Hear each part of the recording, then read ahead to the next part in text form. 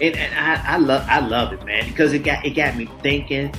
It got me thinking like I was back in school again. I don't even know where you come up with these questions.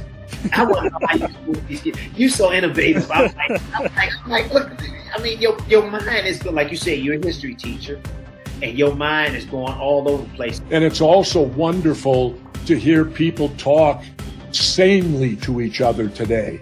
Yeah, I've done everything. I've done, in the 80s, I did Johnny Carson. I did, Sure. Merv Griffin.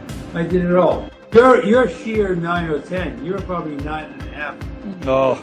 10 is, no one's perfect. You have something amazing going with the show, and you're educating us. I mean, I never told anybody in public about that experience with my dad.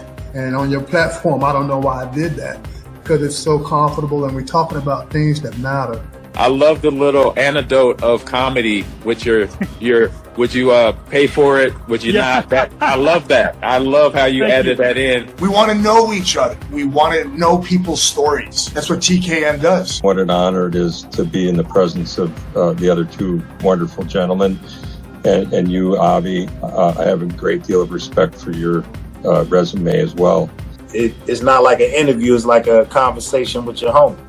Appreciate that more than you know, my friend. I really do. Stretch, my friend, I hope you have a great rest of the evening. Last name Ferrigno, first name Lou. Lou, welcome, my friend. Thank you. That's the best introduction I've ever heard in my life. You know something? You need to quit the show and be my moderator. So put your hand together for a majestic, out of this world, one of a kind human being. First name Vivica, last name Fox. Welcome, my friend. Whoa, that was an awesome introduction. Let me tell you that. I don't think I've ever had anyone read my resume with such flow. Avi is a poet, but he doesn't know it, but his feet show it. You're unbelievable. You gave me good eargasm tonight, man. I love your voice. I love the things that you talk about. Yo, this show is crazy. This show takes you crazy places. I appreciate that. If you see something, you gotta say something. Otherwise, that's what we're doing now. You're part of the problem. I'm saying something, though, so maybe that's part of the solution. I like him. He's fucking quick. Well, you're the best I've seen. You're the Michael Jordan or LeBron James, whoever you want to make the GOAT. This is why your audiences love you. This is why you continue to great guests, and great guests beget great guests. Finish up this last bar and welcome a talented, kind, humble, intelligent human being. First name Franco, last name Star. Welcome, my friend, to the celebrity tournament. Oh my God. Yo, that had to be 64. Nah, that was like 85 bars. Like how many bars is that? Is it like, I was trying to count the bars. I lost count. One of my friends was sharing about Tip O'Neill, the Speaker of the House, and what a smooth voice he had. Your voice and the way you project everything and share with your heart and soul. You got an incredible gift. I just want to do this again and again. I feel like I've made friends.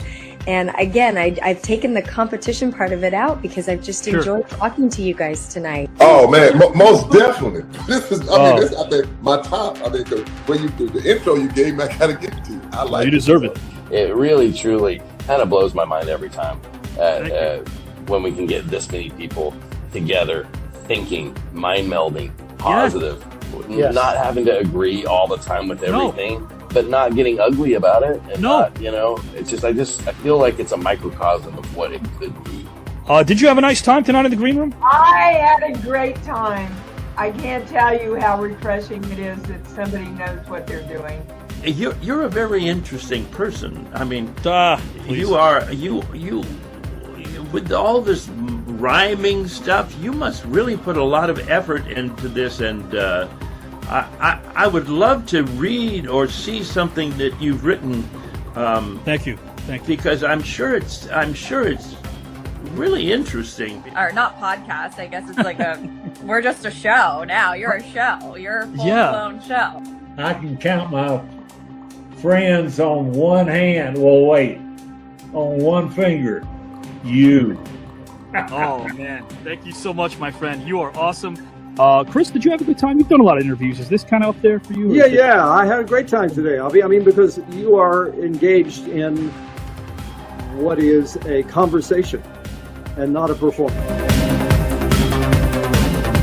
Don't even hang your hats on the past, because if you don't heal from what hurts you, you'll bleed on people that never even cut you to begin with. It has nothing to do with your pain. All right. So Tell him, Robbie. Tell him.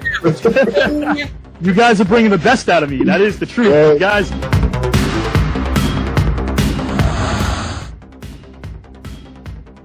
All about family, and wow. I can tell you, my friend, your presence is a present, because even though we don't know each other very well, starting to get to know you has been a real present and a gift, because of the truth and honesty that you share. It makes me a braver person. It makes me a more courageous person, and that's from my heart. Thank you, buddy. Thank you. And hey, if there's anything I can do for you going forward, I'm here. You just call me. This thing has drawn me out of myself, and thereby drawn me into myself. But I learned a lot, and from you, I always learned something from you. Continue to work as hard as you can, because by working, Avi, you will keep yourself busy and get used to the grief. Another trio of questions, now more underrated. We have Billy D. Williams, Italian men named Skippy, or unicycle. I'm sorry, Italian men named Skippy. Put me away, Abby. Archie Bunker, the mountain climber, Ralph Cramden, the yoga instructor, or Don Corleone, the computer repair person.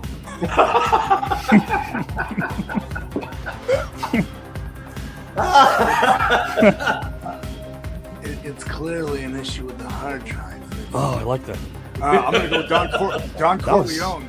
Avi likes to move it. He likes to move it. Yes, sir. Yes, sir.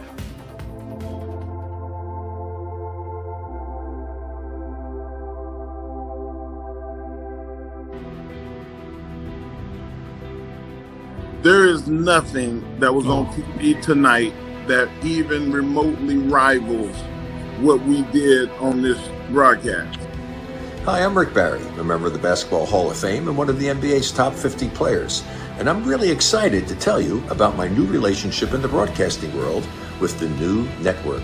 It's TKN, and a young man named Avi Klein who poured his blood, sweat, and tears into creating this new network and assembling an amazing group of individuals. Legends from every walk of life who are just bringing their knowledge and their experience and their wisdom, and this is amazing. I feel like this is a cosmic convergence of what is most important to him, and he's such a stand-up guy. Avi, congratulations. I don't know anybody that can talk as much as you. Seriously, I thought I could talk. You are unreal. What you do it with class, understanding, professionalism. You're simply amazing. I told you that when I first met you. And you ran off my autobiography. It basically was a book. It was simply fantastic. And to think that you do that every show. Very respectful. And he really connects with the artists and his audiences. And I felt like this guy's onto something, and I'm proud to be a part of this with him. And I really thank your support. I lost my father, and you were the first person to support me in all that, and I thank you so much for that. It meant a lot to me. The greatest wealth is when you can share it with someone. You can share your victories, you can share your failure, you can express your deepest feelings, but the greatest wealth is to be able to say that I have a friend, and I feel an unbelievable level of wealth, and a lot of that is because I have somebody like you. You here to win the whole darn tournament? I don't play. I just win. Robert, would you like to win this entire tournament? You know, all those luminaries and athletes and strongmen notwithstanding, the most dangerous place on this show is between me and that prize. That's all I'm going to say. You're chomping at the bit to get in this thing. Oh, yeah, man. I've been telling you, brother. You brought up some names to me, and I was like, I can't wait. I hope they don't see me, because it's going to be on like a steaming pot of neck bones, baby, and I'm not playing.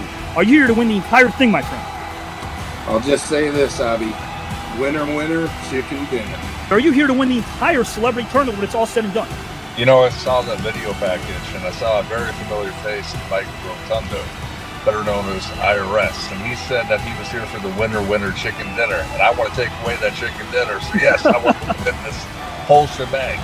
Because what they say, Efkaristo, Parakalo, we're going to Greece, baby. I love it. Tonight, Avi Klein launches the TKN network.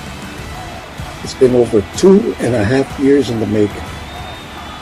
And tonight, with mystery guests and the big debate, it's going to be, well, let's just say hotter than hell.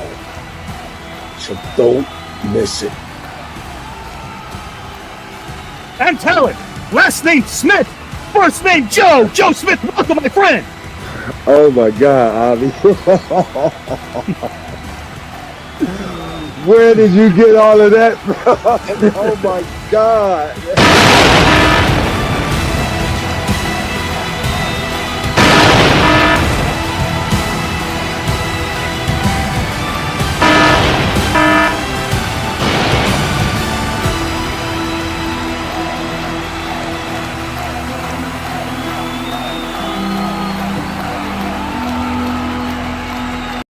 Guys and gals and pals, it's Saturday night. We appreciate you.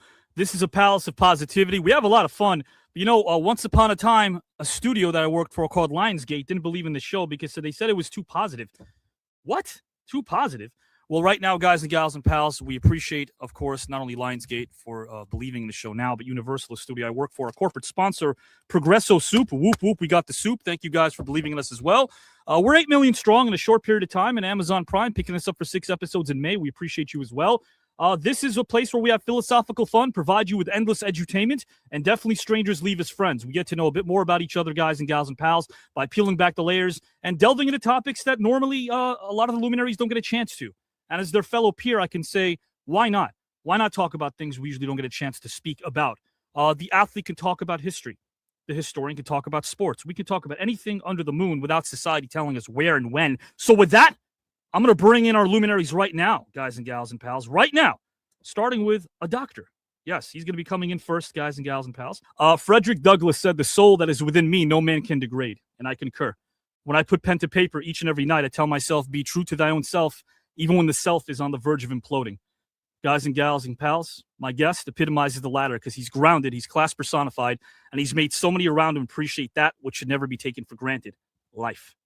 Transportation can become quite the education. When you ride the subways of NYC, observing others will become inspiration for character work as a storyteller. Imagine you're 4 years old and everything around you seems big, tall, and grand. Jones of Brighton Beach can seem like Honolulu sand, and a duet on the stoop can feel like planet Earth's greatest band. This is what happened when my guest saw his first ever play, Alice in Wonderland. He was born in the Bronx to parents Uratan and Mamadua, and earned his high school diploma from City-ass School. This was years before he became one of Hollywood's brightest and sought-after storytellers, a true crown jewel. Guys and gals, he grew up without TV, as that is something his parents would not allow. So how would a kid growing up enjoy time spent at home in many rooms, you might ask? It was far from gloom and dooms, because he and his 6 brothers and sisters wrote plays and performed them for their neighbors and made set in costumes. In 1983, he began working at the Negro Ensemble Theater and Concessions as an usher and in other roles. He had goals. No need to take any polls to realize that he helped many a souls. As a 16-year-old, whether it was NYC humid and summer warm, or a time to get out of the winter storm, he watched Samuel L. Jackson and Angela Bassett perform.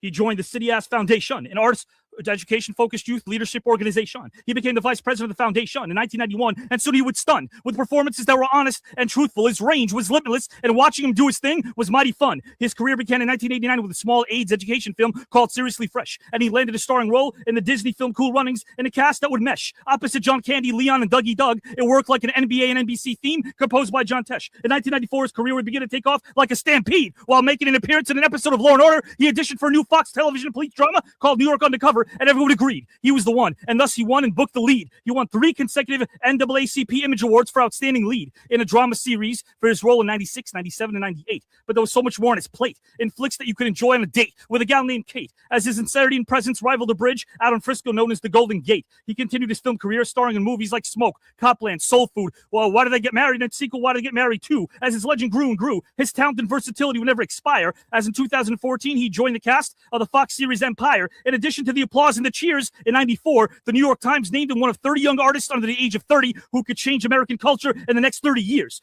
Through it all, he remained humble because leading with humility means you can't give it into the human fumble. In a world that can feel like a giant Royal Rumble, he's helped kids achieve their dreams while teaching them to fly. As he spent another 3 years with a group in Harlem called Upward Fund, working in the not-for-profit sector with kids from Bel Air to Bed-Stuy. His soul is to be appreciated like a fine antique. His noble efforts as a human being makes me get loud and shriek. His optimistic energy makes one realize that you aren't up you-know-what creek, because life isn't bleak. But if you know this man, that's pretty obvious. I'm not speaking Greek, so put your hands together for classy, kind, intelligent human being.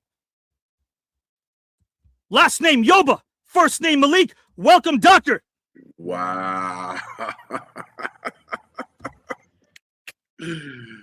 So I've seen videos of your past shows, and I've seen people's genuine reaction about your intros. So I need you to record that and send it to me so I can have my little hype recorded whenever I might feel You know what some the hard type part of is, way. Malik? The hard part is stopping, because, you know, everyone who comes on here, yourself included, has done so much that the public doesn't know about when it comes to giving back. I like being a go-getter, but you're also a go-giver. You're a go-giver, and that really means to me. As a former U.S. history teacher who once quit because his vice principal didn't know how to spell Douglas's last name in Frederick Douglass, only put one S instead of two, I got to tell you something. Your history speaks to me, and what you've done to help raise awareness for things you're really obviously speak to me and to the masses is something that can never, ever be underscored, my friend.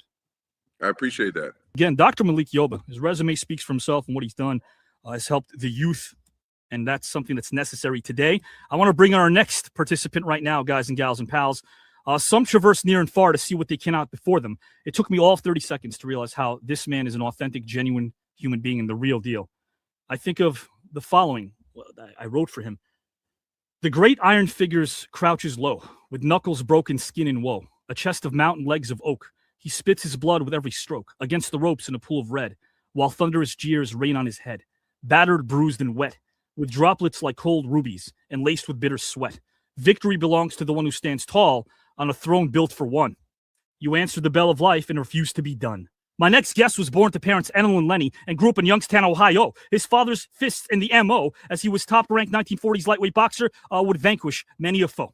Who always connected, guys and gals and pals, but he could never miss, and I'd be remiss if I didn't bring up the fact that his dad's career was derailed by injuries sustained in World War II. We thank him eternally for his patriotism and service. My guest was the youngest of 3 children, and his father encouraged him to train at a young age, and his advice was rather sage, as his father was everything he wanted to be as a man, as a husband, as a father. His work ethic, as he would pull an all-nighter, and taught him so much when it came to his call of being a fighter. A natural athlete, my guest did have other options, as he was quite the blue chip. His high school football coach told him he could earn a college scholarship. At a young age, his resume was stacked. At a local baseball scout offered him a shot of playing with the Toronto Blue Jays with a minor league contract. But he was determined like a third act King Lear, as his singularity and focus was pursuing a boxing career. After training and fighting at a local gym, he made a crown jewel and made a name for himself in Golden Gloves tournaments, winning local and regional titles in high school. He then signed with manager Dave Wolf and moved to New York City in 1979. Within 6 months of his arrival in the Big Apple, all was fine, as he was undefeated at 8-0. Just look at the neon sign. This man was born hungry, so make sure to bring it when he enters the ring and is ready to dine.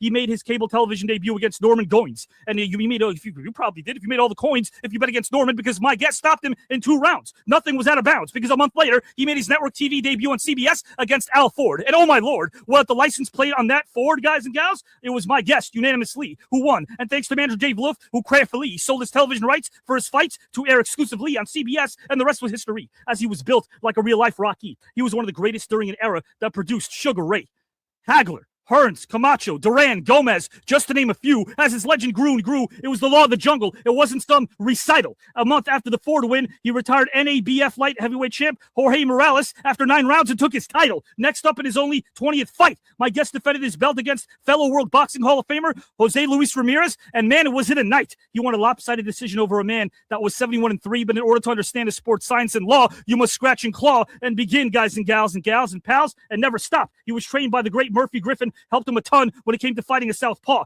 Take a deep breath as I'm about to read his vast array of accolades and accomplishments, which excites me, guys and gals and pals. He was the WBA light heavyweight champion from 82 to 84. He became the NABF light heavyweight champion in 81. He was inducted into the Boxing Hall of Fame in 2015. He was inducted into the National Italian American Sports Hall of Fame in 94. Songs, documentary, and films have been made covering his breathtaking life and career. He had a career, guys and gals, record of 29 wins and only 5 losses, with 23 of those wins by way of knockout. This man is on Mount Rushmore as one of the greatest in his weight class, which is what he is as a human being. He's class because his smile can light up any room and erase the gloom and doom, which is why he was affectionately known as Boom Boom. So get on your feet, people, and chant hooray, because on this day, you are being treated to a man that can clear up any gray. So grab your beverage and din. Maybe it's a souffle, a creme brulee, or some sort of filet, as I welcome in a kind, humble, talented, intelligent human being.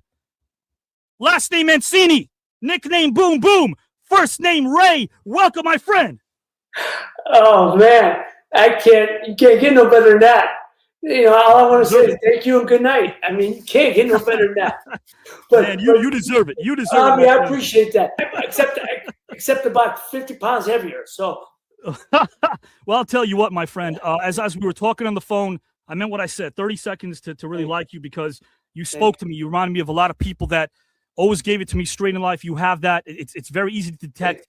You know, the one thing I want to ask you before I bring Malik back in, of course, for topic one, and our last guest, who I cannot wait to bring in, who inspired me a lot as a writer. I want him to know that.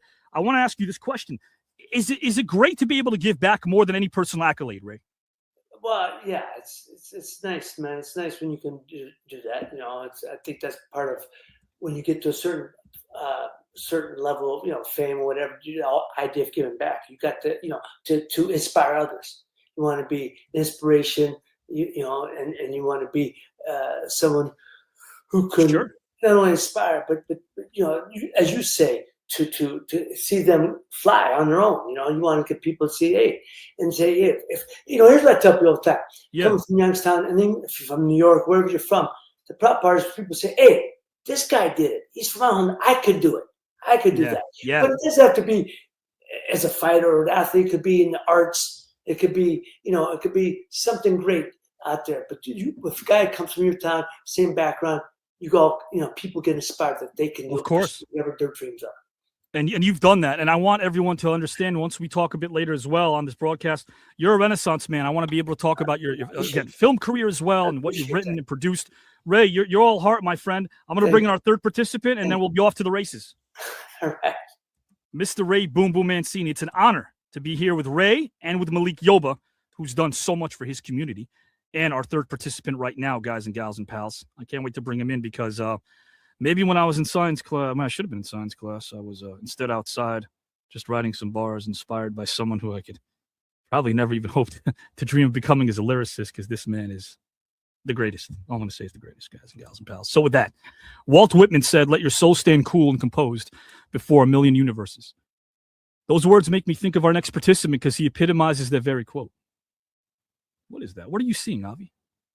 Oh, I know what you're seeing. I seen a teen out in Queens during the days of Levi jeans, reliving the days of streets that were both mean and strict like a hackman named Gene. But through it all, there was the grind, the hustle, the E-train, and the phone booth. As for my legendary guest, guys and gals and pals, he grew up in Bed-Stuy, Brooklyn, born to Mom Ruth. She was a registered nurse, and a truck driver was what his father would drive. He was inspired by the likes of Grandmaster Flash and the Furious Five, but it was his cousin Murdoch who helped him become the man in the block. As he started writing battle rhymes during the Wild West out east, where there was no protocol, and in '84 during the days of the American Mall and NBA centers who were tall, my guest met rapper Biz Markie, real name Marcel Theo Hall. In '87, a year that defined hip-hop heaven, my guest started his musical career as an artist, signing to Cold Chillin' Records and becoming a member of its Juice Crew. And it stood out right away like Star Jones on The View, or a Playboy slumber party hosted by a Hefner named Hugh. He caught the attention of legendary producer Marley Marl, who noticed his flow. Clearly, this wasn't some regular John Doe. You'd savor his rhymes like a battle of Chateau. He invited you to record at his studio. It was there that my guest laid down his debut single, Raw. And if you're a pet, guys and gals, then listening to it should have been a law.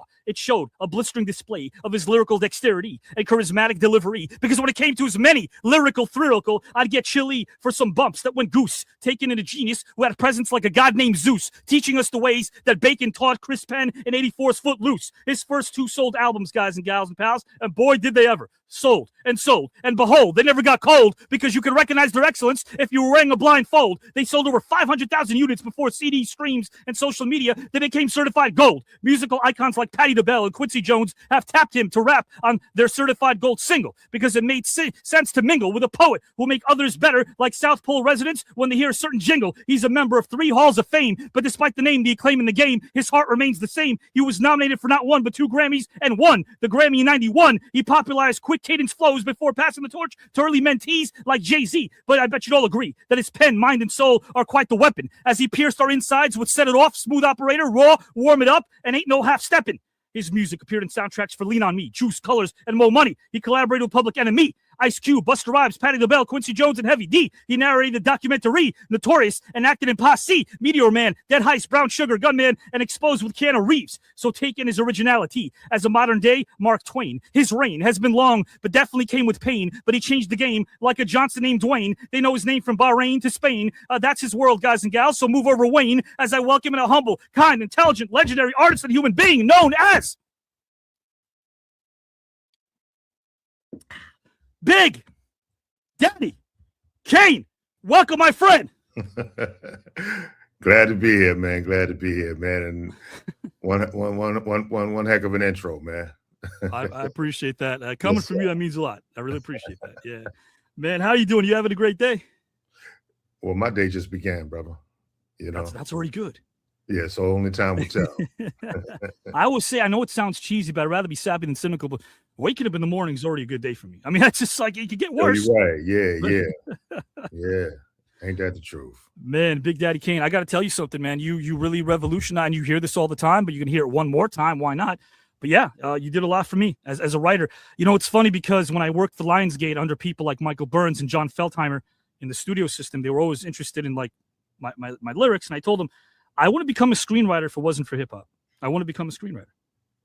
If hip hop didn't speak to me and remind everyone that it's the most beautiful way of expressing yourself rhythmically and poetically, and the way you do it, not only set the tone for the game, but I dare I say it inspired me in ways you can't even know. Oh no, I promise you, I completely get it. I remember a time in my life in the 80s where I saw subjects as global studies and American history, you know, to be not important at all because I didn't see how that would be lucrative in my future. Right. But there was someone else that I noticed that I looked up to as a rapper that mentioned stuff that I was unaware of, and it made me want to. I felt like I'll never be as great as an MC if I don't know what the hell he talking about. So I embraced those studies, and to hear someone like yourself start off, you know, by mentioning Walt Whitman, you know, I'm like, okay, you've embraced those type of studies as well, man. So I can definitely dig it, brother. Thank you, sir. Again, it means the world to me. You definitely put out a lot of good into the world. I'm going to bring in Mr. Malik Yoba. I'm going to bring in Mr. Ray Boom Boom Mancini. Could you gentlemen hear me? Yeah. Am I the only one hearing music? This is bugging me out. Y'all don't hear no jazz playing. No. Malik, I got to say this, though. You got to understand. I knew Big Daddy Kane was going to be on. I'm not turning off that music in the back. It's Big Daddy playing. I can't. No, there's really no. It's like lounge music playing. I thought it was just because I was waiting. No, there's no lounge. You sure there ain't no sexy shit in your house speakers? Bro, no, this is like music. It's like in the elevator. No, but it's the first time I heard it. But I got to tell you, I'm kind of envious. It's piano when I sign in here, it'd be playing. kind of cool to hear the music. Yeah, it'd be kind of cool to hear that. Man, I don't know, man. But I'll tell you this much: your presence is a present, and so is Dr. Malik Yoba and Ray Boom Boom Mancini and Big Daddy Kane's doing this. Topic number one is the same topic for all three gentlemen. They could go as long as they want. I'll set it up right now. The topic that I bring up right now is called. It's actually, when I thought about this, I call it History Meets the Present. And the reason why I want to bring this up first is because all three men have a great appreciation for history. You guys can go as long as you want. If anybody wants to say anything or interject, you can. But history meets the present. What if historical figures' book of life began in the 21st century? Today. What if a specific historical figure never dealt with life as it was written in our history books? What if you could select a historical figure from birth and summon them to the 21st century today? in order to see how they could benefit modern society. How could they benefit us? Which historical figure would you select and why? Which specific year in the 21st century would their journey begin in and why? Big Daddy Kane, if you want to kick this off, feel free. Whenever you're ready, the floor belongs to you, and take as much time as you'd like to present.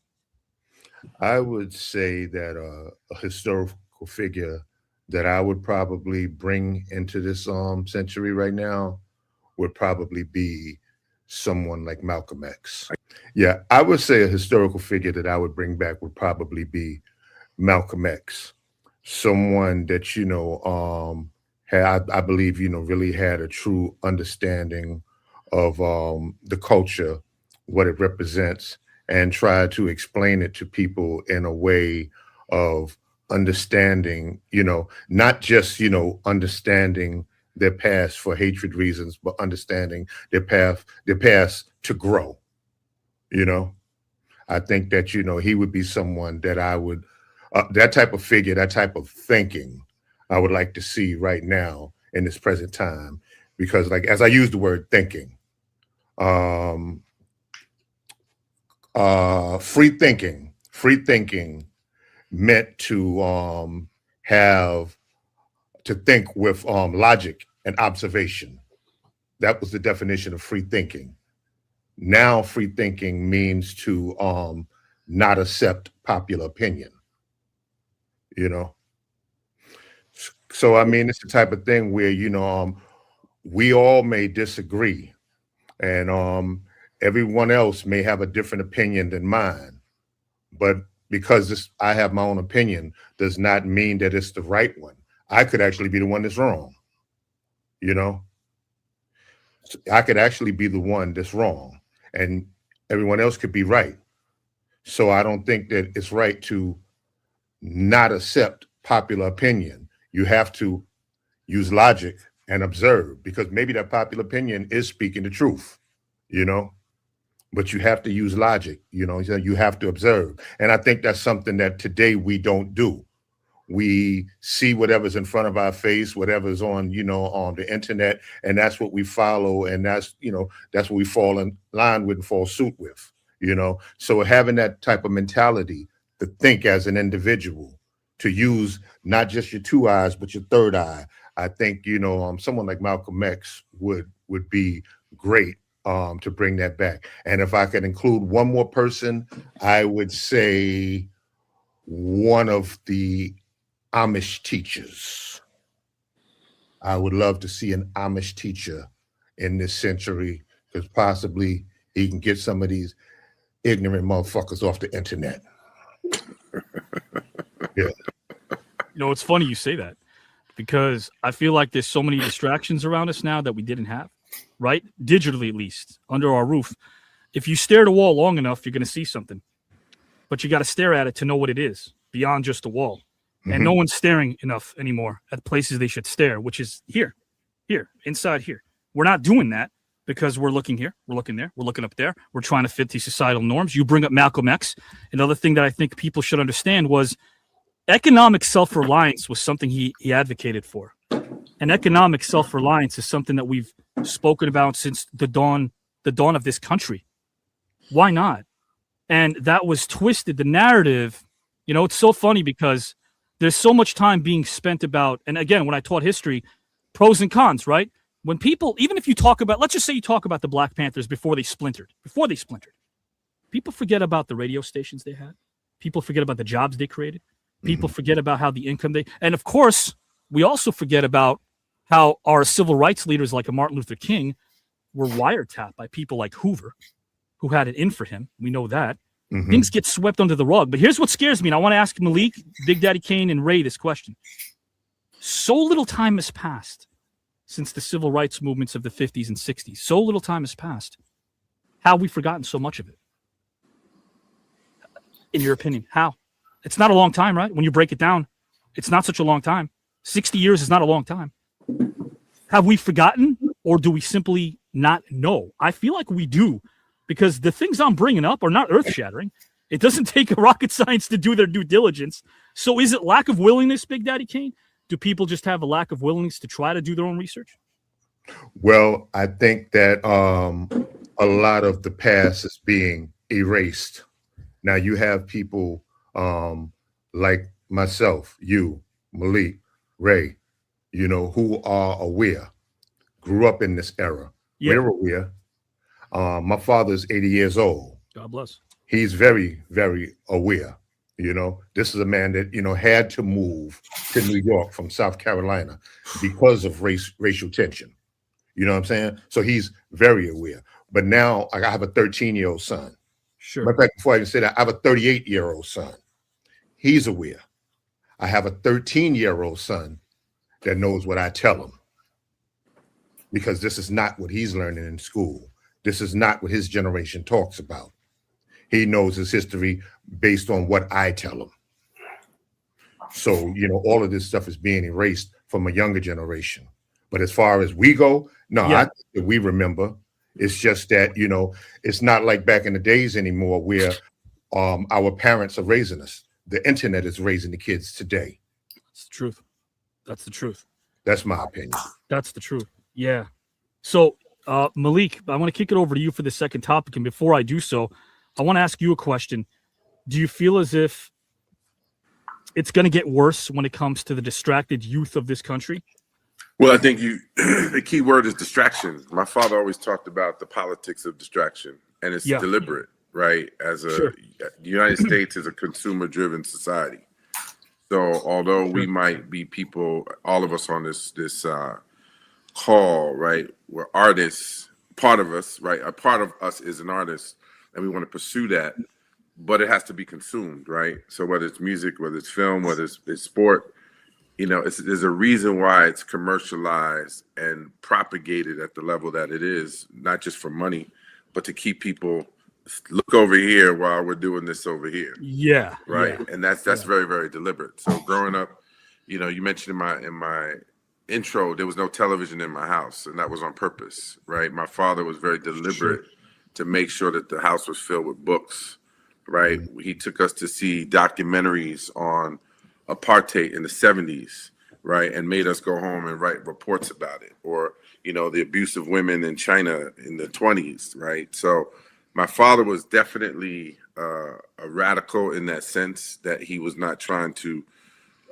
move with the crowd. My last name, Yoba, means last of the slaves, a new generation, right? He was always, and that was a name he made up.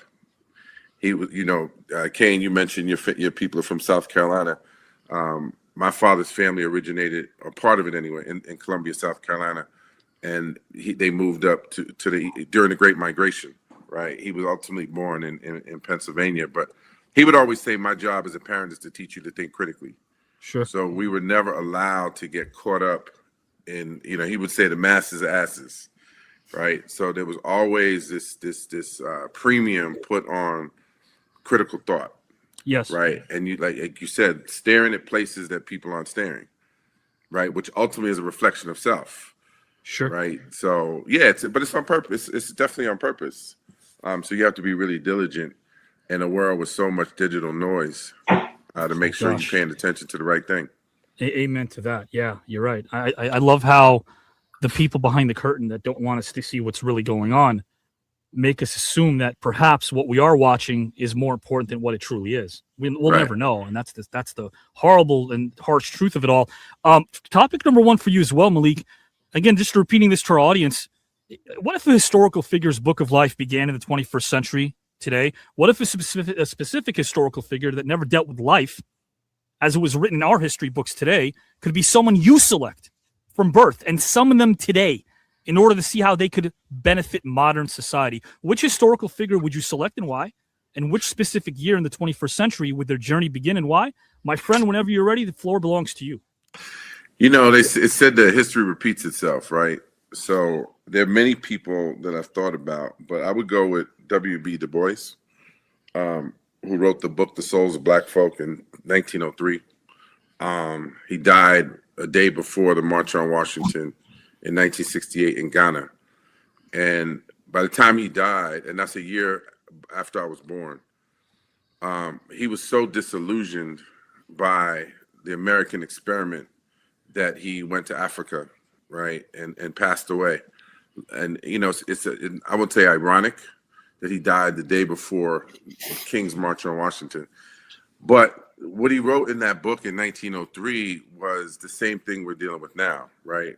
This idea of identity, who we are as Black folk in America, always under the gaze of white folk trying to define who we are. So even now, we witness whether it's redistricting in the political process, gerrymandering, whether it's getting rid of jobs, DEI, whether it's not allowing certain books to be not just taught, but even just exist within public education institutions.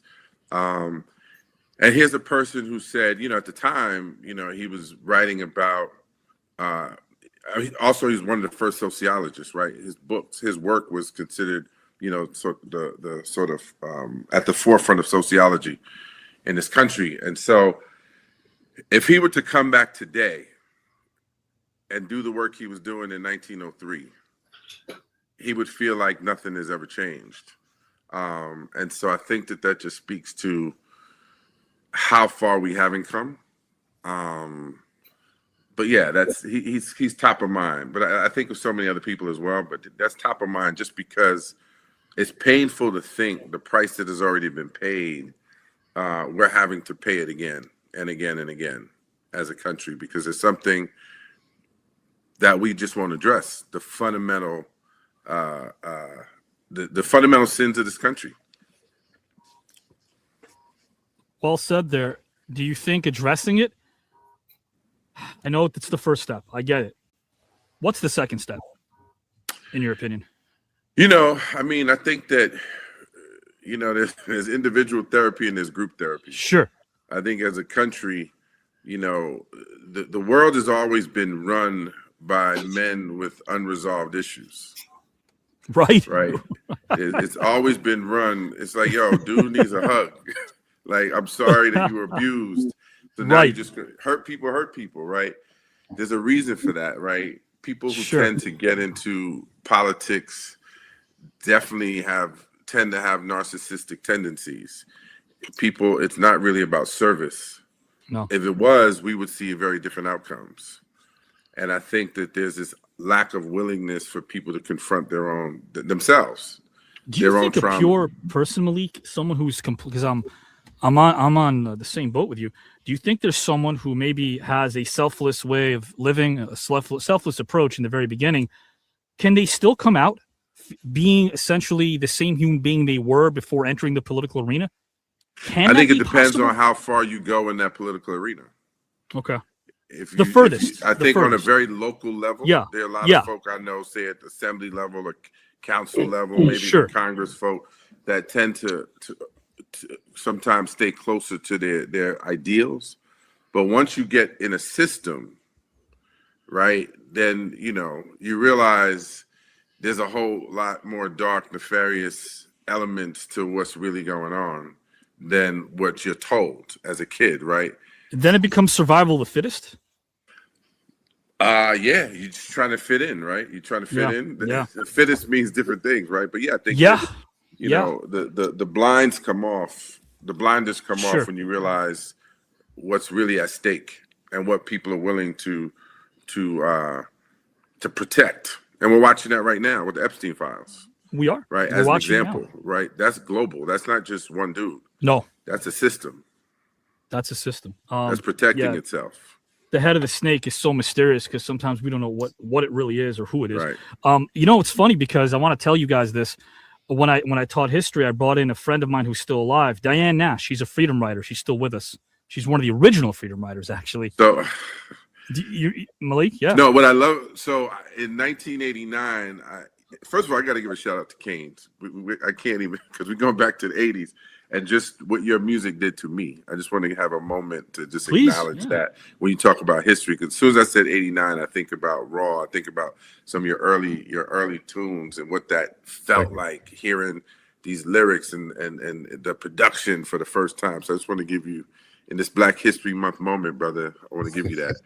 But really, man, because around that same time in 1980, actually it was 88, I was on the 25th anniversary of the Freedom Rides. And we wow. took Greyhound buses from New York to Neshoba County, Mississippi, and we stopped through D.C. and Philly and Birmingham and 16th Street Baptist Church and the Greyhound bus station in Montgomery that they tried to sell at the beginning of last year when they were, getting rid of all the representation of Black folks in public spaces. And you mentioned Diane Nash. And so as a kid, I used to wear the SNCC uniform. Oh, wow. Right. I used to wear the overalls and a white T-shirt. That's the work I was doing. You mentioned Upward Fund and City Kids Foundation. So those are my heroes, right? The James Farmers, the John Lewises, the Medgar Evers, like all of those people, the Goodman, Cheney, and Schwerners, right? Those people that were willing to put their life on the line for the freedom of other people, right? We were raised to be that way. That's the work that I was doing long before the world knew my name as an actor. It was always in community, wanting to be part of that lineage. I was born in 1967, and I felt like being born in the 60s, I was part of that continuum. So I relate to where you're going with that. I appreciate that wholeheartedly. And the first chapter of your life really speaks to me a lot. It's so fascinating. It's to the point where I want to get all three of you gentlemen in the future a one-on-one conversation because I said earlier about Ray Mancini, and I'll say it about everyone. You guys are like Renaissance men. There's so many amazing chapters of your life that I want people to know about as I was doing the heavy-duty research. Diane Nash was one of the reasons I left teaching U.S. history was when I brought her in as a key speaker. My assistant principal, when I introduced her to Diane Nash, my assistant principal gave her a head nod. I said, "That's what you're giving her? You're giving her a head nod? Do you know the shoes she's been in? You're giving her a head nod?" And it was the only time I had to actually go to the men's room and bite my tongue and not scream. You know what I mean? Because I was so angry to see someone being disrespected the way that she was. So I collected myself and went back in as a professional. But to see someone be disrespected like that, I couldn't stomach it. And again, that's our education system. We're talking about people we should trust, people who are teaching our kids. Ray, before I kick it over to you for topic number one as well, you're a teacher. You give back a lot. The question I have for you is this as well. Do you feel as if right now versus 10, 15, 20 years ago, is there a dissent when it comes to some of the youth of America taking in information that you think is necessary for them? Do you see that being something that's harder? Is it harder to reach them today than it was? Well, yeah. Matter of fact, just this past year, a friend of mine's son is a teacher at one of the high schools that I graduated from. So he invited me to come back to his class to speak. Yeah. And when I walked into the class, I'm looking at the top of their heads. Now, this was a parochial school, private school, so obviously they have phones. If it was public school, they wouldn't, right?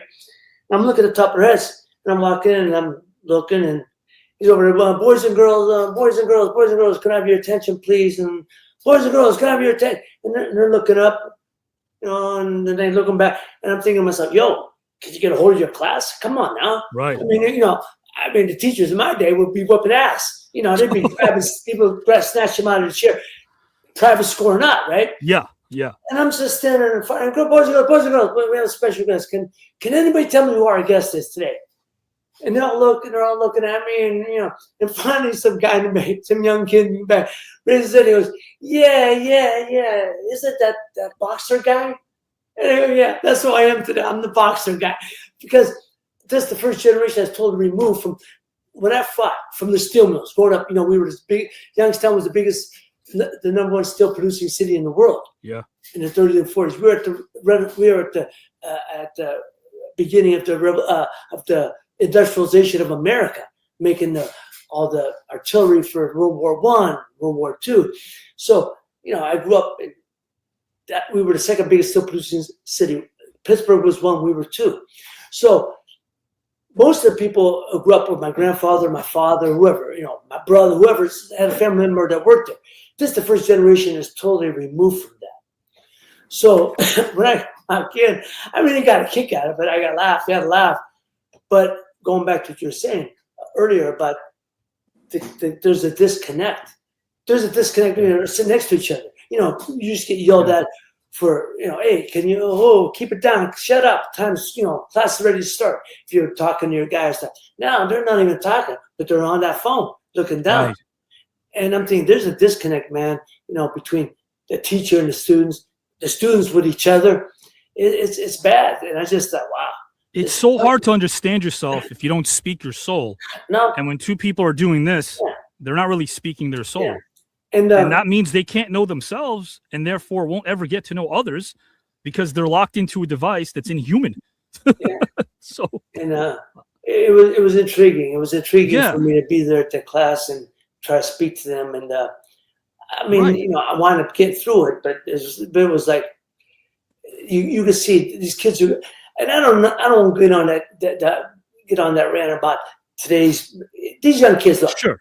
If you could, with social media, I mean, if you could handle a phone, I mean, you could do work from home, and God bless you. Beautiful. I think it's a beautiful thing if you can work from home, make things happen from home. There's more kids going to be millionaires and potentially billionaires in today's generation than any other time. God bless them. But again, the socialization, man, that's the thing that scares me. Yeah, kids learning how to even speak to a girl, asking a girl out, right? Learning how to have a little bit of a rap, but asking a rap. These cats now, these young guys, they don't know how to, they don't even know how to speak to their friend, and so for them to try to ask a girl out, are you kidding me? So and these young girls, and it's all different with the girls because they see everything on social media, right? Right. If you ain't got X amount of money, you can't go out with me. I don't even want to talk. And that becomes the rule of thumb. Somehow, my daughter's one of them people. Is she my daughter's really? one of them. She's in her 30s. Oh my God. She's in her 30s. If you don't, in her 30s. I said, so let me ask you something. Wow. So if you got a guy who's a blue collar worker, right, hardworking guy, good guy, good, you could see he's got good character. Sure, yeah. But he ain't got quite the bank that you're looking for. Oh, Pop, no, I don't deal with that. It's not an option. I said, baby, you ain't gonna find love the way you're supposed to find love. Not love, no. I said, no, and they're gonna be exactly. No, and you teach your kids. So it's funny. I have three children, right? 2 boys and a girl. And you teach them all the same. You teach them the same values. And you try to teach them the goals. But it's funny how when they get older, how that they translate that into their own methodology. But my sons get it. How to treat a woman. They get it. It ain't about money. It ain't what you got in the bank. It's how But my daughter, it's all about. So I talk about others, but I speak about my own too. But there is something that's universal, Ray, that's never changed. When things go wrong for the child, all they have to do is deadpan and go, it's my daddy and mommy's fault. Oh, yeah. Well, it's my mom and dad's fault. It's always the parents' fault no matter what. We're the scapegoats. But it's funny. People do worship at the altar of TikTok, and it bothers me because that's somehow it's replaced the library. Nobody's in there anymore. And we know that's an empty space, for crying out loud. And then the other part of it is too, Ray, because I want to concur with what you just said, the socialization aspect of it all. That's the component that scares me the most. Yeah. You were talking about dating. Even things that I think, again, we can't help but become these grumpy people who are going to talk about back in our day. It's going to happen to them as well. I don't know what that's going to look like. But I mean, yes, when I was younger, I had to find creative ways. I left the house at 17 years old and never looked back. But age 16 years old, there was something called 777 Film. It was an automated thing to check out movie listings, right? So my pop was very strict. I had 2 girlfriends. One I'd see at 1 a.m. and one I'd see at 2:30 in the weekends. And this was during the New York City club scenes of the Sound Factory and Peter Gatien days, the Limelight with the cage. Anyway, long time ago, mid-90s. So I'm trying to be a gentleman and give them my time. So how do I not disturb my dad and mom? I'm living under their roof. I call 777 Film. This is before the days of cell phone, and I'd leave. I'd listen to every movie listening for like 60 minutes until my parents went to sleep, and finally my girl Teresa would call me up on call waiting, and nobody would hear the ringtone, so I'll be the wiser. I just click over to her. My parents wouldn't hear the call. I go downstairs, show back up, and nobody was the wiser. You had to be innovative back then. You just did, and it taught you something. And my dad, right before he passed away a year and a half ago, this is a true story. I've said it twice on the show. One of the things he told, one of the last things he told me, he goes, "I know what you were doing, and just know it's all right." It's no problem. Ray Mancini Big Daddy Kane and Malik Yoba are with us. I'm going to ask them in a minute if they want to bring anything up that they're doing, because they're humble and they won't do that. But I want them to bring up anything to our large audience that they have coming down the pike, because, again, we appreciate their time. They're carving it out. They're here. They're answering these topics and they're going deep, and we appreciate that wholeheartedly. If you're going to be repetitive and say the same 2 words over and over, say thank you, because that comes from the heart, whether the camera's on or the mic's on or not. I thank you guys for being here and really giving me so much of you. That means the world to me. Mr. Ray Boom I just want to tap into what we were saying, that I think it's also important to remember where young people are. A lot of young folks are going analog again. They are getting flip phones, right? They are, like, meeting up in person is more important. They are reading books. I have, kids in their 20s, 27, 25, and about to be 24, and just working with young people. So that's encouraging. They recognize it too, right? They're tapping out, and even habits in terms of engaging in social media isn't the same for a lot of folk. So, do you think if we put them in a box, because I think if we put them in a box, it may piss off the few that don't want to be put in the box, and maybe that'll inspire them to get out of that box. If we say you're all one way, and I don't like doing that, but you're all one way, you're not disciplined. My 24, well, she's now 25. She runs our foundation, right? So I have a whole life as real estate development and education and media company. But she runs our foundation, and so she's in part of a lot of conversations where folks are talking about Gen Z or millennials and their habits, and it's always interesting to watch her reaction to that, because people can tend to think about young people as a monolith as well, and she'll speak to that, right? So I just think that's important. It's much more nuanced than I think. Both things are true at the same time, right? Yes. That folks are heavily influenced by social, and then there's a whole movement of younger people who are rejecting it, which is important, right? And I also feel that we have a responsibility as old heads to make sure that we bring in some young ones along, right? So that work that I did with City Kids Foundation and Upward Fund, I still do that work, right? We're still working with young people. That's awesome, Lee. Still at the high school level, still at the college level, making sure that we're keeping that lifeline. And I got a ton of mentees, right? And something tells me if we're up to you, you're going to continue doing it too, if it's up to you. Well, it's my DNA, bro. Like, I will always be a community-minded person. I got here not because I was chasing fame, right? I'm an artist, yes, but I'm also a business person. I'm an educator. I'm a lot of things. Sure. And those things are always just baked into whatever I'm doing. Man, that speaks to me. We're going to kick it over right now to Mr. Ray Mancini and then right after this first topic, we got one more to go. And Big Daddy Kane, thank you for your time as well. We'll lead off with our second and final topic. Ray, I'll repeat this again for our audience. There we go. Now I hear music. Ray, if historical figures' book of life began in the 21st century, and it were up to you, Ray, to be able to select a historical figure from birth and summon them here to the 21st century in order to see how they could benefit modern society, which historical figure would you select and why?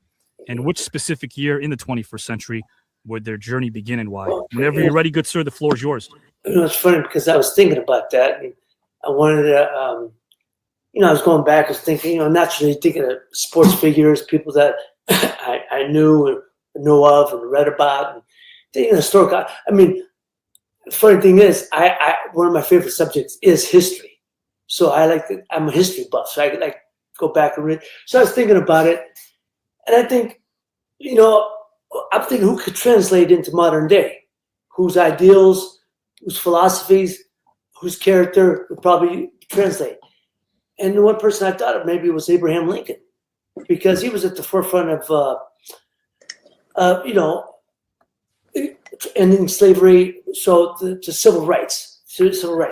And I thought if I brought him back, probably 1960s, because that was probably, correct me if I'm wrong, Malik, that's probably the start of the civil rights, about the time, the start of contemporary civil rights movement. And if you brought him back, and by all accounts, he was a man of character. He was well-liked. He spoke well. He was a great orator when he spoke in front of people. He was a man who demanded attention because of his being so tall and awkward looking. But as ideals, I do like, again, his social reform and social acts that were really ahead of their time. And I thought, if anybody could do it, who could be a contemporary, I thought Abraham Lincoln would be that guy. Because, again, he was at the forefront of social reform and civil rights. So I think that's who I would bring back. I don't know how he would play out in contemporary modern day, but I think he'd be a guy that people would pay attention to, and what he said would have some merit. There's so much people that I've encountered that don't know as much about the Civil War as they should. And when you bring up Lincoln, that's such an interesting name, Ray, when you bring him up. He's someone that did understand economic strife. I mean, he grew up extremely poor. He came from poverty. There's no doubt about that. And he definitely had challenges, a ton. Yeah. Now, it's interesting you bring up Lincoln because a lot of people brought up the fact that when Lincoln was there, of course, to abolish certain things that he did, that was the case. But really, one of his goals was to appease both sides, which is something that most people can't do. It was an economic war, and it was a war about so many things that people don't bring up enough of, which I think is just horrible. I don't know if Abraham Lincoln was well suited to handle everything on his plate back then.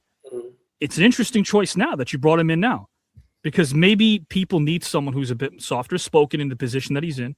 Maybe we need someone who listens rather than speaks. We need a bit of that.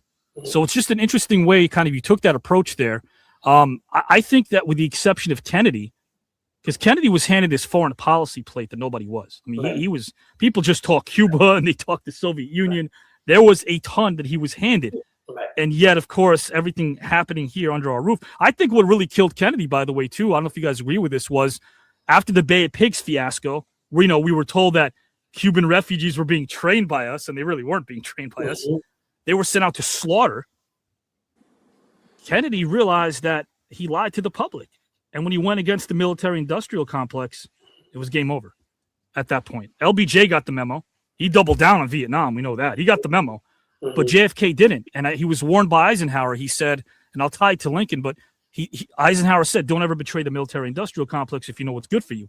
Kennedy did. Lincoln also did something a lot of people don't even bring up at all. He couldn't stay in the middle that I brought up earlier. He was supposed to stay there, and he didn't stay there. And a lot of people that think that what happened to him was clear-cut. It wasn't as clear-cut if you think about his assassination. You go down that rabbit hole. It's not conjecture. All you have to really do is go down that rabbit hole.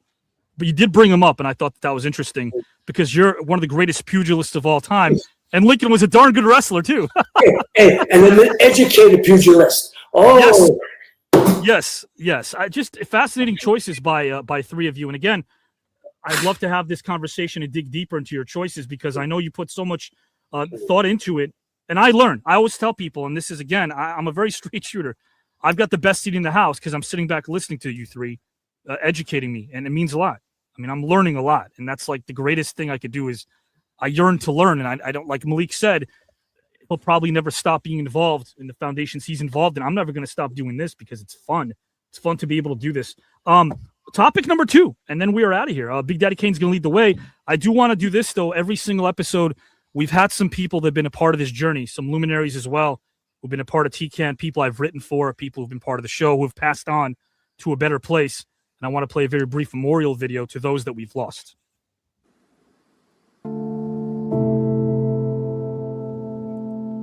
Can we count the accolades in this man's resume? Probably not. There are too many.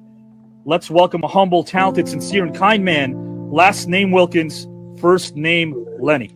Hey, Avi. How are you, man? Wow. I didn't expect all that. Well, you deserve it. Off the court. The number is staggering. Once more, I think of the word many. So please put your hands together for a humble, down-to-earth, kind human being. Last name Wilkins, first name Lenny. Lenny, welcome, my friend. Hey, Avi, thank you. I couldn't believe all that, First name Lenny. Lenny, welcome, my friend, to the celebrity tournament. Well, thank you for having me, and I'm excited about it. I'm looking forward to this. It should be fun, and listen, Anytime there's a challenge, I'm here.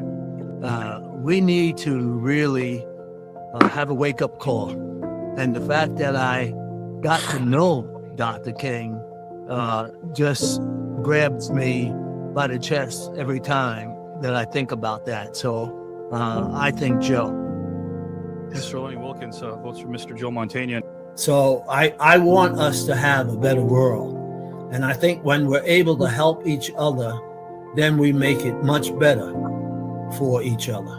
Well, I'm going to celebrate you and what you stand for all the time. You have a friend in me, my friend, from the heart. Lenny, did you have a nice time? I had a good time. Thank you so much. And you guys take care. You got it. Have a great weekend, my friend. Okay. Thank you so much. It's so important to help people enjoy their life. Yeah. And to help them understand that they can make a difference. I like that. Do you agree that it starts with a smile? I think so. I think it would help. What a great human being. Trio of options for Gallagher, more underrated than why? Sauerkraut, Henry Kissinger's deep soothing voice, or dogs wearing sweaters? I like dogs wearing sweaters. Did you have fun? Yeah, I haven't done an interview in 20 years.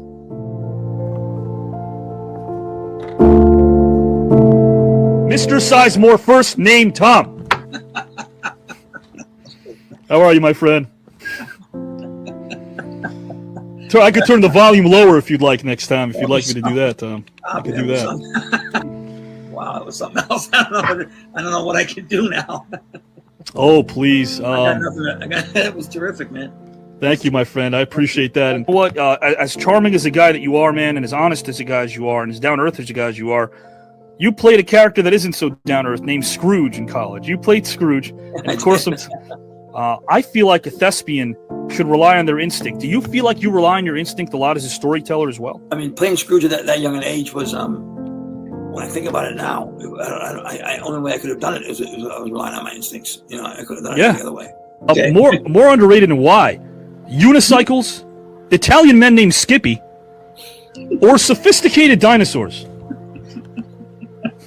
What? More sophisticated dinosaurs? Yeah, I want to say the sentence. Italian men named Skippy. I just want to say. Yes. Yeah. Italian men named Skippy. I just want to say the sentence. Italian men named Skippy. Yeah, something you'll ever hear. Yeah. Did you have fun? Did you have a nice time? I had a great time. It was ball. Yeah, man. I want to do it again. This is great. I just think it's going to be, a lot of fun for people. I don't think people don't like this on the air. I don't think really. No, there isn't. I just think it's going to be I'm very interested in how people respond to it, because I know it's going to be interesting and see if people tune in and stay tuned in, and I really hope they do. And I'm all yours, bro. Let's go out and make this work. All right, I'll talk to you soon. Okay, bye. I teach a workshop, and one of my students finally said about my class about iambic pentameter. He finally said, "I got it, and he was excited, and it was both his elation and those 3 words that make it worthwhile, right? Amen. You got it. But I think I've got to have equally passionate people involved in the production of it. That passion will override any reservations anybody has as to the show's potential for entertainment or education. Did you feel as if transitioning to the stage and performing live theater was a natural fit for you? Yes, I did. I always felt very comfortable on stage. More so on stage than I did in film or television. So I'm looking forward to you, Avi, giving me your thoughts and your input, because as I told you, that piece that you sent me is, I love good writing, and I think that's been the secret of my career. And this is a beautiful piece of writing, as I said. I'm referring to the piece that you wrote me. You're onto something because you're a writer. You're a creative force, and I want to hook up. Thank you so much for those kind words, guys. Thank you for being you, my friend. I appreciate you and respect you wholeheartedly. And that goes double for me to you, Avi.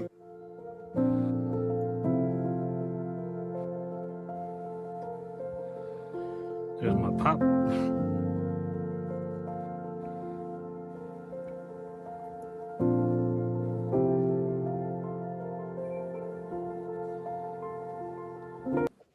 John Amos. John Amos. Did you guys ever work or meet John Amos? Work with John Amos at all? Collaborate with him at all? Or he was no, got to meet him, but never worked with him. Got to meet him. Does this make sense? I was addicted to listening to him. I was addicted to hearing what he had to say, his sage advice, and that wasn't putting pressure on John because we shared laughs. And when I wrote for him, it was one of the greatest things that I think I ever did because we forgot to work. We'd sit there in the writer's room and we forgot to write because at that point, writing didn't matter. It was listening to his stories and how he came up in this industry and how he dealt with a lot of prejudice that he did and how he spoke up against the Hollywood Beverly Hills writers that wrote Good Times and how he dealt with that and how he kind of paved the way for a lot of African-American writers in this industry. We always think of the talents in front of the camera, but the people behind the camera as well. And John did so much for them. And I cannot say enough great things about John Amos. He was his spirit reminded me of my father. Did it really? Good Times, as an example, we were aware of TV shows, but my father would say things like, "Ain't nothing funny about poor black people living in the projects." Yeah. Right. Yeah. Referring to Good Times as an example. So it's funny you bring that up. Yeah. And I feel like the great thing about John Amos was his character raised so many people as a father. He was, for many people that didn't have that, white, black, yellow, green, in between, he raised people. And I got goosebumps when that call came in that episode. Damn. We found out that his character passed away in Good Times. Car accident. It was like, man, it was devastating. And again, you guys have that impact on people that you don't know. You're impacting people that are invisible to you, not because you choose for them to be, but because we can't see or hear everybody. But there's someone out there right now saying, thank you for your lyrics and your music. Thank you for your poetry. Thank you for your sport. Thank you for what you've done. And this is like a whole new area right now. I love being able to broadcast this to people that may be infatuated more with the person behind the persona. And that's what you gentlemen are. Daddy Kane, guys and gals and pals. He's going to kick off topic number 2. I'm going to set this up for Big Daddy Kane and then Malik and Ray Boom Boom Mancini. Guys and gals and pals, a feeling like no other is the topic I call this. If you could select one singular achievement in your life, Big Daddy Kane, that made you feel strongly about someone you knew or know, what achievement would you select and why? And which person did that achievement make me feel strongly about and why? Whenever you're ready, good sir, the floor belongs to you. I got into this just to be a dope MC. I started rapping in 1982. Right. With no dreams of buying a mansion, Bentley or Rolls Royce. Sure. I just wanted to be the dopest MC on the block. That's as big as my dream went. Till about 84 when I met Biz Markie and he started introducing me to the world. And he actually put me on a stage as opposed to a block party or a street corner, So when you have award shows, like Grammys, BET Awards, we had the Source Awards, these are people sitting around saying he made the best album or he's the rapper of the year because I think yada yada. When you actually have people that come up to you and say, your album got them through college, got them through high school, got them through Desert Storm. I had a soldier book a room in the same, what he assumed, because it was close to their venue. And he was right. He booked a room there so that he can give me some medal that he had. I've never been in the military, but he gave me this medal and said that he had been saving it for me, hoping to meet me one day, because how he put his life on the line and how he used to sing my lyrics to get him through the day. So it's like when you affect people that way. Sure. And there are so many, that's what, really warms my heart. That makes me feel like my job is done. I did a good job. And, there's just way too many to really acknowledge, man, because it's like. You feel like it's their award as much as yours. Show you right. Exactly. Yeah. Yeah. I want to read this to you before you depart. I also have a tribute video for Big Daddy Kane, 60 seconds. I put together kind of like a trip down memory lane. I hope he likes it. And for Malik Yoba and for also Mr. Ray Boom Boom Mancini. I want to read this to you because when I thought of this topic and I heard your answer, I went back to a poem that you wrote. His lyrics are playing in my head the whole time he's talking. Just I don't blame you. I don't blame you. It's been hard for me to. I am R-A-W, a terrorist. Now, Malik, would you agree? We talked about distractions. That's a good distraction. That's a good distraction. Say it again. Having his lyrics in our head is a good distraction. But it's not just today. Like those, like that's the thing about music. Like it stays with you. Sometimes you just be randomly doing whatever, and you hear things that were embedded in your memory. Yeah, because at that time nobody sounded like that. Nobody. No one was using those kind of metaphors. You know, like everyone we I can knew take said, for granted as time passes because so many other sounds have come around. But the very first time there's so many records you've done, but Raw for me, the very first time I heard that was like, what the hell is that? You know what I mean? Yeah, but I'll tell you what. So it was to your for me, point, Malik. man. It was you just never know. For me, it was what I'm going to read now. It was a song that he dedicated to his mom called "The Mother's Love." I'd rather walk through life in darkness without a sign of light, just knowing the presence of my mother will forever shine bright. I'd rather be in a winter storm on the most beautiful summer day, because my mother's embrace can take the frigid feeling away. I'd rather see the cost of living shoot sky high, because a mother's love is priceless and something you earn, not buy. I'm talking unconditional love that you only see randomly. She would give up anything in this world to do for her family. So as painful as it is and as rough as it may be, I'd rather be doing this for her than put her through the pain of doing this for me. That was Big Daddy Kane to his mom, Ruth. But that was beautiful.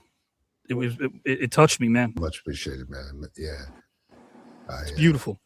And you got a beautiful heart, man. Yeah, you need to know that. I want to play a tribute video right now for Big Daddy Kane.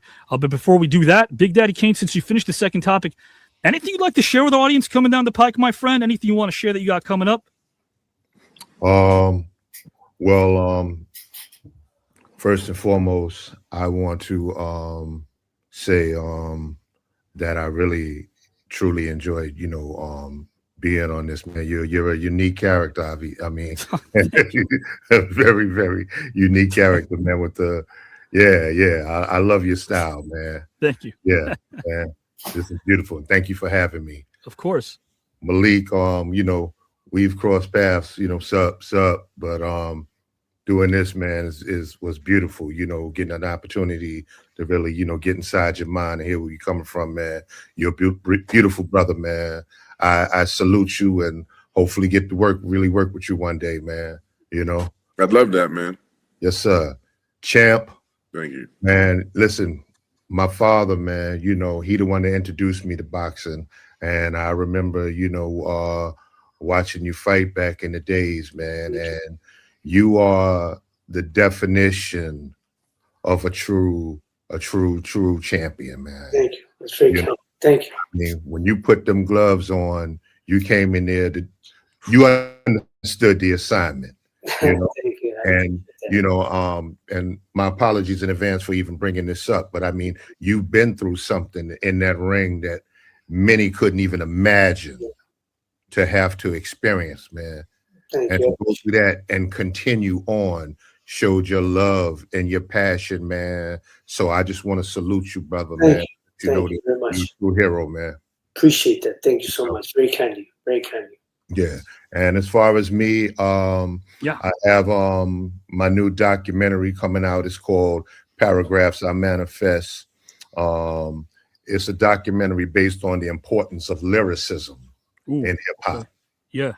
And we're talking about songwriting. We're talking about like what Malik was saying, structure, how he was talking about metaphors and things, and so we discuss all that, even battle rap. I have some of the battle rappers on there, like Goods the Animal, A-Verb.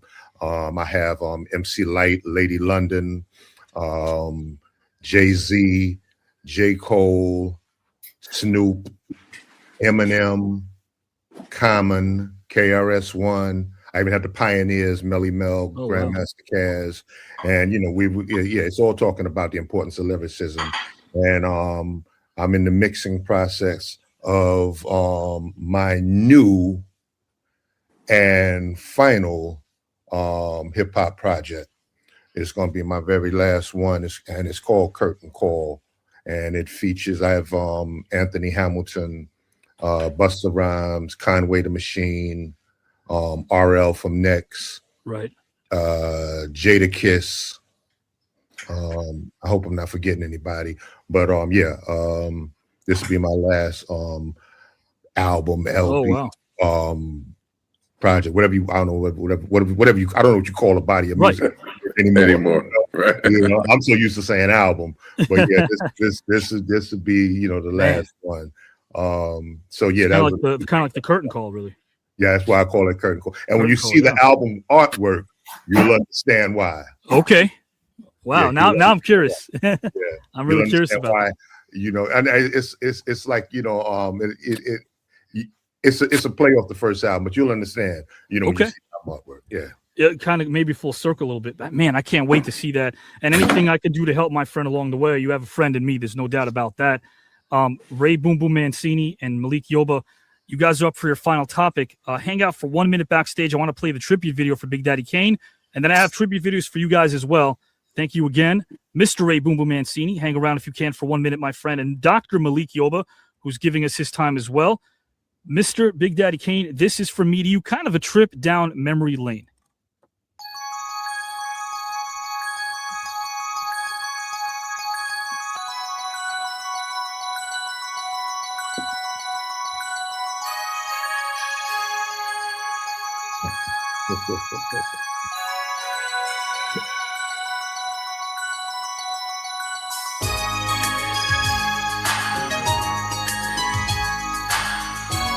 Oakley. Rest in peace.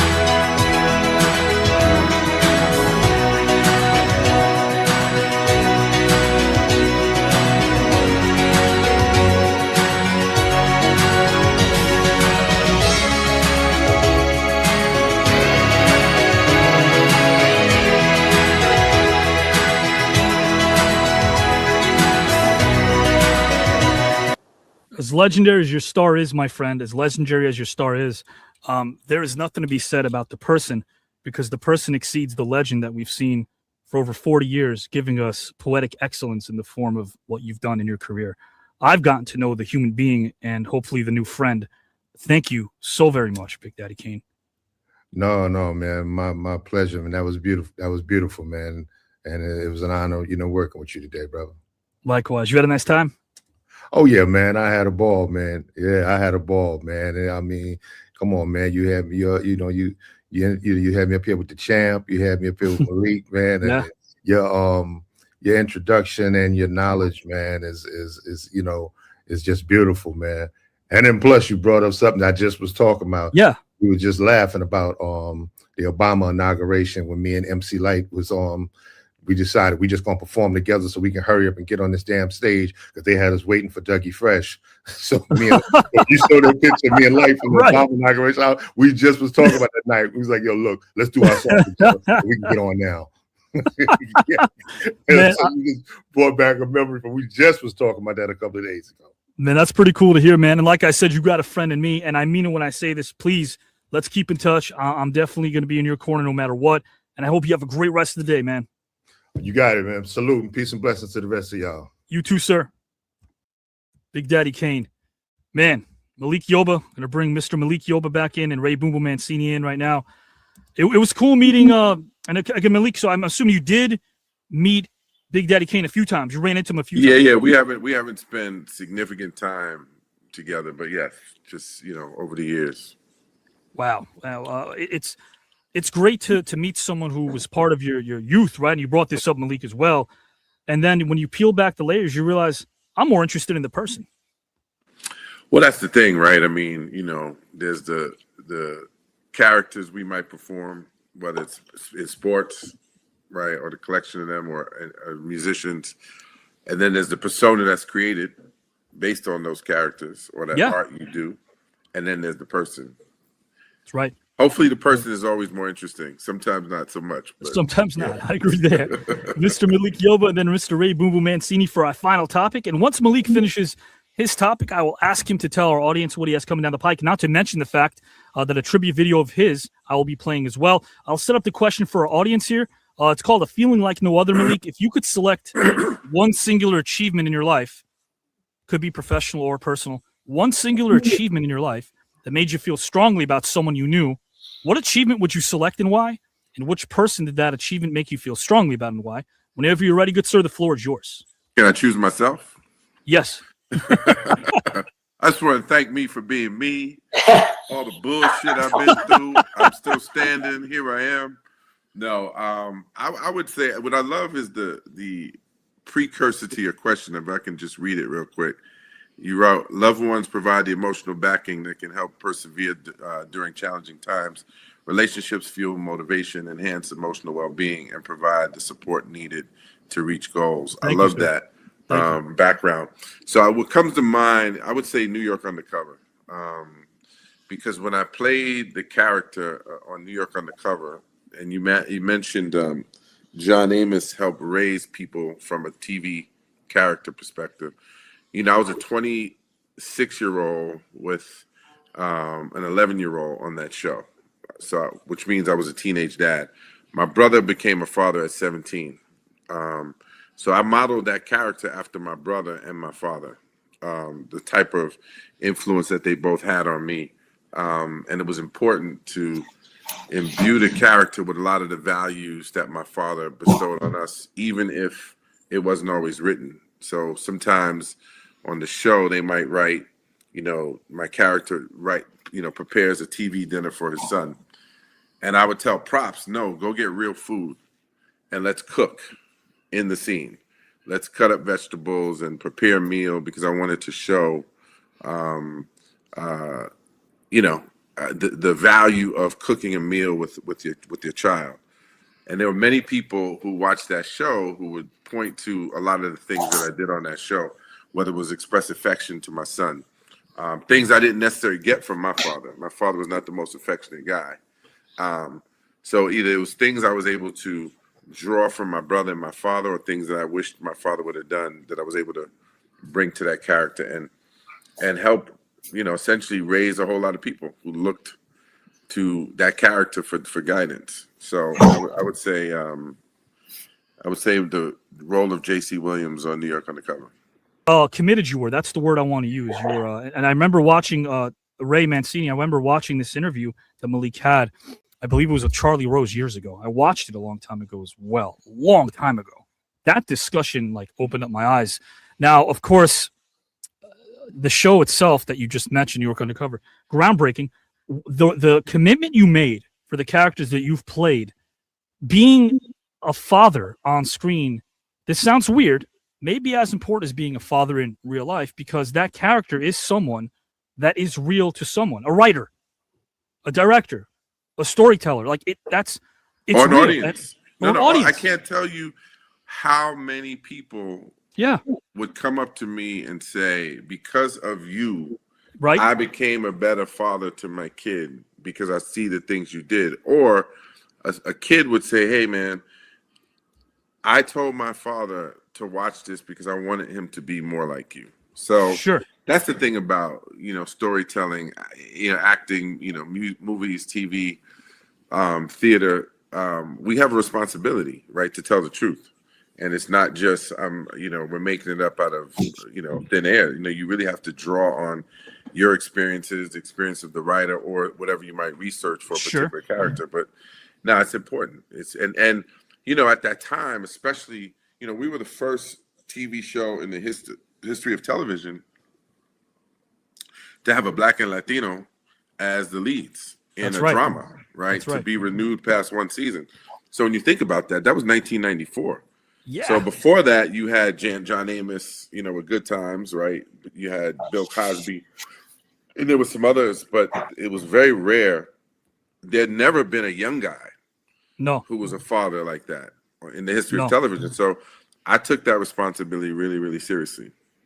I could tell. Yeah, I could tell. Because people are watching, and you want the best representation possible. Not perfect, but the best, because we're all flawed, but you want to show, like, this is what affection looks like. This is what, like my character, there was an episode we did once where they said G, which was my son's name on the show. He watches television while doing his homework. And I said, absolutely not. I said, props, get a bunch of books and put the books around the kid. He's sitting on the bed and he's surrounded by books. Little things like that. And that came directly from my father because there was no TV in my house. So I didn't want my TV son to have a TV. I didn't want to, we have enough representations of that. I wanted to show something different. And fortunately, we were allowed to bring those type of things to the table. Bringing things to the table, there's learned about it years ago, and I applied it to some of the notes that I jotted down for this conversation. There's an African proverb that says it takes a whole community to raise a child. And I feel like that's what you're also bringing up as well. Part of that community could be artistic. We think community, and sometimes we don't really see what that could mean. It could mean a stage. It could mean a set.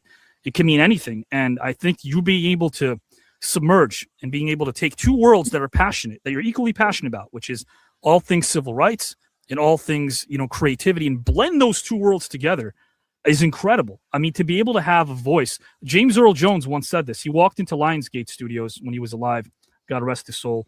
And the first person I ever wrote for was Carl Reiner, the senior Reiner, not Rob, who recently tragically was murdered. But with Carl, I'm thinking to myself as a 20-year-old, why am I writing for Carl Reiner? What the hell can I teach? What can I teach Carl Reiner? Well, he was getting up there in age and he had a whole team of young writers. James Earl Jones, about a week later, was walking in the studio and told me that if it wasn't for plays like A Raisin in the Sun, he wouldn't have thought that there was somebody else going through the same experiences he went through. So it wasn't as if he had a calling to be an actor or a storyteller. The story made him want to tell his own. Yes. Oh, yeah. I mean, look, man, it's so funny that you mentioned James Earl Jones, because one of the things that he, the first thing I thought when you said his name was, one of his favorite quotes of mine was, this business, no one asked you to do this. Right. So this business owes you nothing. So actors can get into a place where they go, man, I've done all this work, and myself included. I've been there where, it doesn't matter you've done 50 films. I've been a series lead in 14 series, right? Theater and all the other things I've done.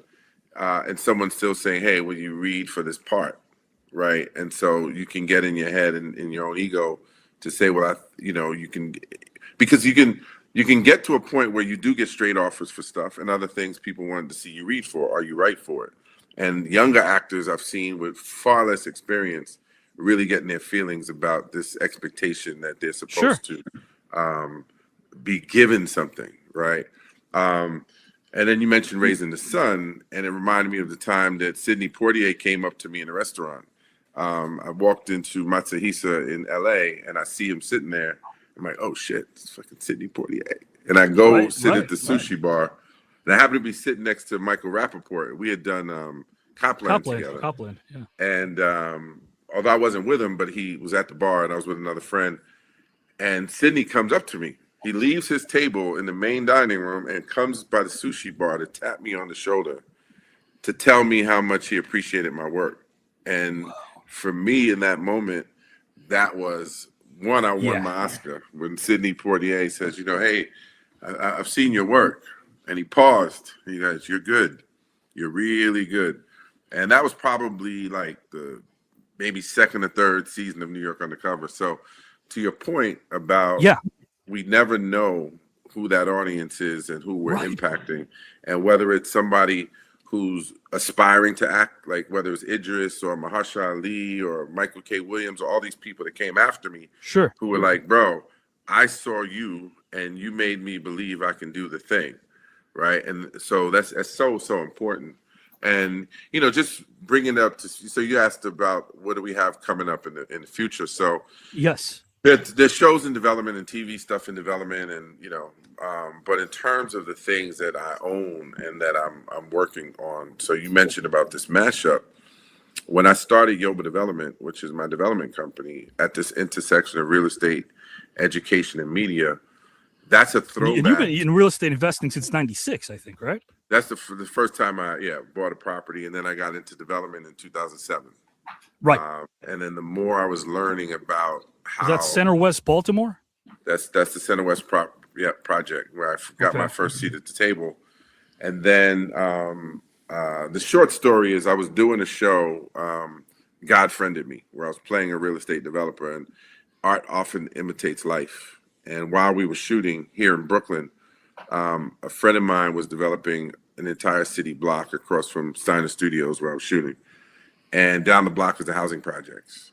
And I thought about how many people from the projects walk by film sets and construction sites every day and have no idea about either space. And I'm in both spaces, and I want to figure out a way to bring real estate, filmmaking, and working with young people together. And that was the basis of Yoba Development. And the first thing we did was a doc series about my journey pursuing my first development deal in New York, where I took 7 young people of color to introduce them to this ecosystem of the built environment. But because I've been in film and television, I understand the power of story on film. So knowing that I could use film to tell stories of people that are part of that journey, that will inspire people. And so you've done it. That's I've been doing that since, you know, I shot that doc in 2019. I've been to 55 cities as of yesterday. I was in Philly yesterday morning screening it at a church. I was in South Carolina last week screening it at a real estate development conference. So it's taken me around the world. I like that, because in corners and places that most people maybe aren't exposed to some of the arts that you're exposing them to. How we use film, right? How I use film to tell these stories in the business world, because at the end of the day, we're all impacted by the built environment, whether you're either owner or you're consumer. That's right. Right. And it's not just about housing, but how do you build community? How do you have agents? And you're doing it. And I think you've done it so well, because I don't know if somebody could put their finger on one thing. I don't think there's like a secret sauce, but passion. Like when someone knows you're passionate about something that you're knowledgeable about, like sometimes there's an intersection between passion and knowledge. And when you're passionate about something you're so knowledgeable about, people want to know more. And they also want to feel how you feel about that. They want to feel, oh, damn, that guy feels a certain, I want to feel that way too. Right. How did he get to feel that? And I feel that through your work. And how about this, Malik? Because if you want to, and this is, you know, your story about incredible luminaries that were able to tell you how they thought about your work, and Sidney Poitier. Imagine this, and I'm not going to bring up the Night Ray specifically, of course, but I will bring this up. Caesar's Palace just unveiled a new outdoor ring. We're talking about November 82. I won't bring up the specifics there, but I'm going to have to remember that this is a time where boxing was a major sport. And, you know, I guess during the fall of the George Foremans and the Joe Fraziers and the Ken Nortons and the Muhammad Alis, as they were getting older, you know, we talk about Hagler Hearns and yourself and everybody, everybody in a smaller division that carried boxing was celebrated, and there was a great deal of interest from celebrities. It was a Saturday afternoon. It's CBS. It's in the middle of the NFL strike. Bill Cosby's there. Frank Sinatra's there. Jilly Rizzo's there. And then right there, right before the fight, a couple of days, Sinatra was there. And he loved you. And he says, listen, you're doing us all proud, kid. And why am I bringing this up? Right before a fight, you are hearing some of the luminaries I brought up telling you how you're their favorite. The normal human being doesn't know how to cope with something like that. You have to be laser focused, but it also had to feel really good to hear that, right? Yeah, of course it did. Of course. But you have to understand, too, my father, who was a fighter in the 30s and 40s. Yes. I always tell my father had a third grade education, but he was my greatest teacher in life, my greatest life teacher. My father used to have these sayings. He said, Raymond, always remember, one day the headline, next day the breadline. Said people calling you champ on the way in and calling you bum on the way out. Don't ever take this serious, meaning the fame. Yeah. My work serious, the fame. He said, small fall from the limo to the curb. Don't ever take this serious. And I didn't. I had fun with it. So when they told me that, I was honored. I was flattered. Truly, I was like a kid. I was, right. I was a kid, but I mean, I was flattered. I was honored. But these are my heroes. Frank Sinatra.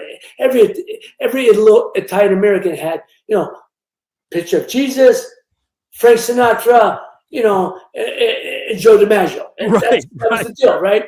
Yeah. So for him to tell me that, I was truly honored. But I was living a dream at that time. I was 21. Yeah. I was living a dream, meeting my heroes. And so it was great. It was a wonderful time for me. And again, what you said about your father, he represented everything you wanted to be as a father, as a husband, as a fighter, everything, the whole package as a man. Yeah. My question is the same for you, Ray, and then we are out of here. A tribute video from Malik, a tribute video for Ray Mancini, and then Ray's going to let us know what he's coming down the pike. I'll tell you something. I probably might be the only person in recorded history who once got along more with his mother-in-law than the person he was dating at the same time. Well, another story for another time. If you could select, Ray, one singular achievement in your life that made you feel strongly about someone you knew, what achievement would you select and why? And which person did that achievement make you feel strongly about and why? Whenever you're ready, the floor is yours, good sir. Well, I think it's very obvious. I'll tell you, but I want to go back to something Malik said earlier. Yeah. He said relationship with his father, loved his father, everything, but the father had a hard time showing affection. And it's funny how my father, me and my father 42 years apart. I was one of them kids when I was in school. People said, "That's your grandfather?" I said, "No, man, that's my father." Same with me. My father had me at 40. Wow. Me and my sister were 13.5 years apart. And me and my brother. So we were spread out. But my father, but one day my father, people said, "Oh, I know people of that generation didn't show affection, and it was the way they grew up and during depression. I got it." But my father wasn't that. My father hugged me, kissed me. He kissed me on the mouth. My father used to tell me, when you can't kiss me on the mouth, you can't be a real man unless you kiss me on the mouth. Because a real man knows how to kiss his family on the mouth. And I kissed my father on the mouth all the time. And consequently, when I had my first television fight, my kids kiss me on the mouth now. They don't. For my dog, people think it's weird. That's how I grew up, man. I mean, it's my babies. What are you, crazy? Come on now. Right. But the first thing people remember, my first television fight on CBS, when I beat Jorge Morales for the NABF title. Yes. People remember after the fight that the first thing my father got me, he kissed me on the mouth. And people used to talk about that. I respect that very much. I kiss my mother, but I shake my father's hand. But it was just different. My father's very affectionate, very loving, and I couldn't understand when people like Malik, when you say your father, because people were different. Generation was different, that's for sure. He was a different type of guy. You know what I mean? So I never understood it because I always got that from him. And my father used to tell me, "Raymond, you ain't got to do nothing. You ain't got to do nothing." It's like, I love you just because you're my baby. And that was wonderful because I never had the pressure. People think I became a fighter because I became a fighter because of my father. But he didn't really want you to become a fighter. No, he tried to talk me out of my words. Like, Raymond, I had depression. I had to eat. I had no education. I had to be. You have academic as well, athletic scholarship to go to college. I had professional baseball, for you said earlier. But I said, no, Dad, this is what I want to be. This is all I ever want to be. I want to win this title for you. What's he going to say? And I'm a firm believer as far as fate, as far as life and love. And I believe it was my fate.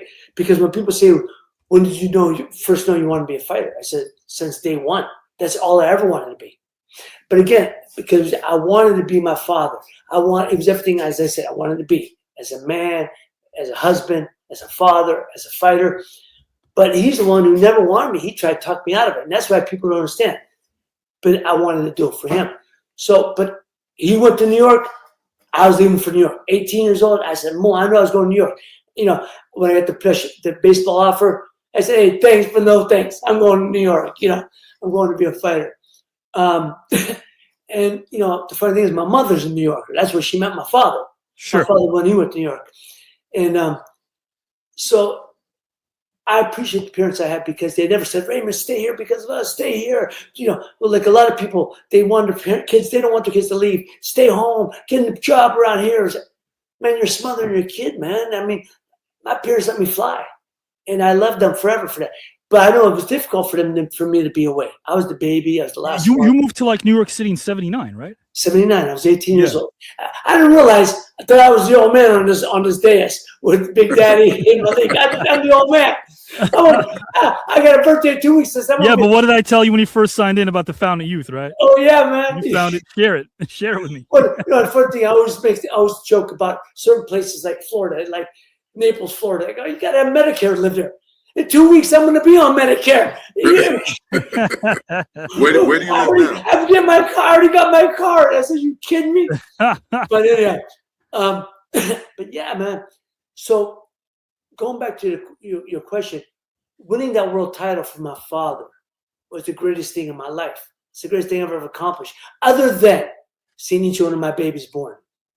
I each one see that's the greatest accomplishment being a father. But other than that, win that title for my father because it was my lifelong dream. And how many people get it since day one? I remember a reporter said to me once, the first story about you and your father. Yeah, that's a very touching story. But did you really believe it? I go, yeah, man. Yeah, because I used to have these dreams about holding 8, 9, 10 years old. I had these dreams of holding the belt over my head, walking around the ring with being the champion. I said, psychologists have a fancy name called positive mental visualization, right? If you could dream it, you can be it. I said, hell, man, I was just called being a dreamer, just dreaming. Yep. I always had these dreams. So that was it for me. So that's all I ever wanted to be.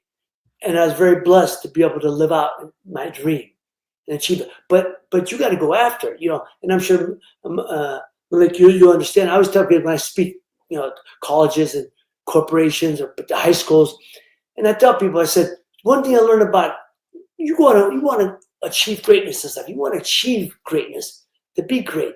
That should be a goal. Most of us don't achieve it, and that's okay. But if you strive for the whole idea is to strive for greatness as a person, as a father, as whatever you do in your job. That's right. I said, but the one thing I learned, greatness ain't coming to you. My father taught me this a long time. Greatness ain't coming to you. You got to go after it. You got to go take it. You got to go take greatness. You got to go after it. You got to do the grind. You got to pay the dues. And it's not defined by a stranger you never met. No, man, you can't meet the rule. You got to pay. What's greatness to me may not be greatness to you. Exactly. So this is it. So I did what my father. He went to New York. I went to New York, and the greatest thing I ever did, man, because if you're gonna talk, you gotta walk the walk. I went after it. So even my kids saw it. So when I speak, people see, I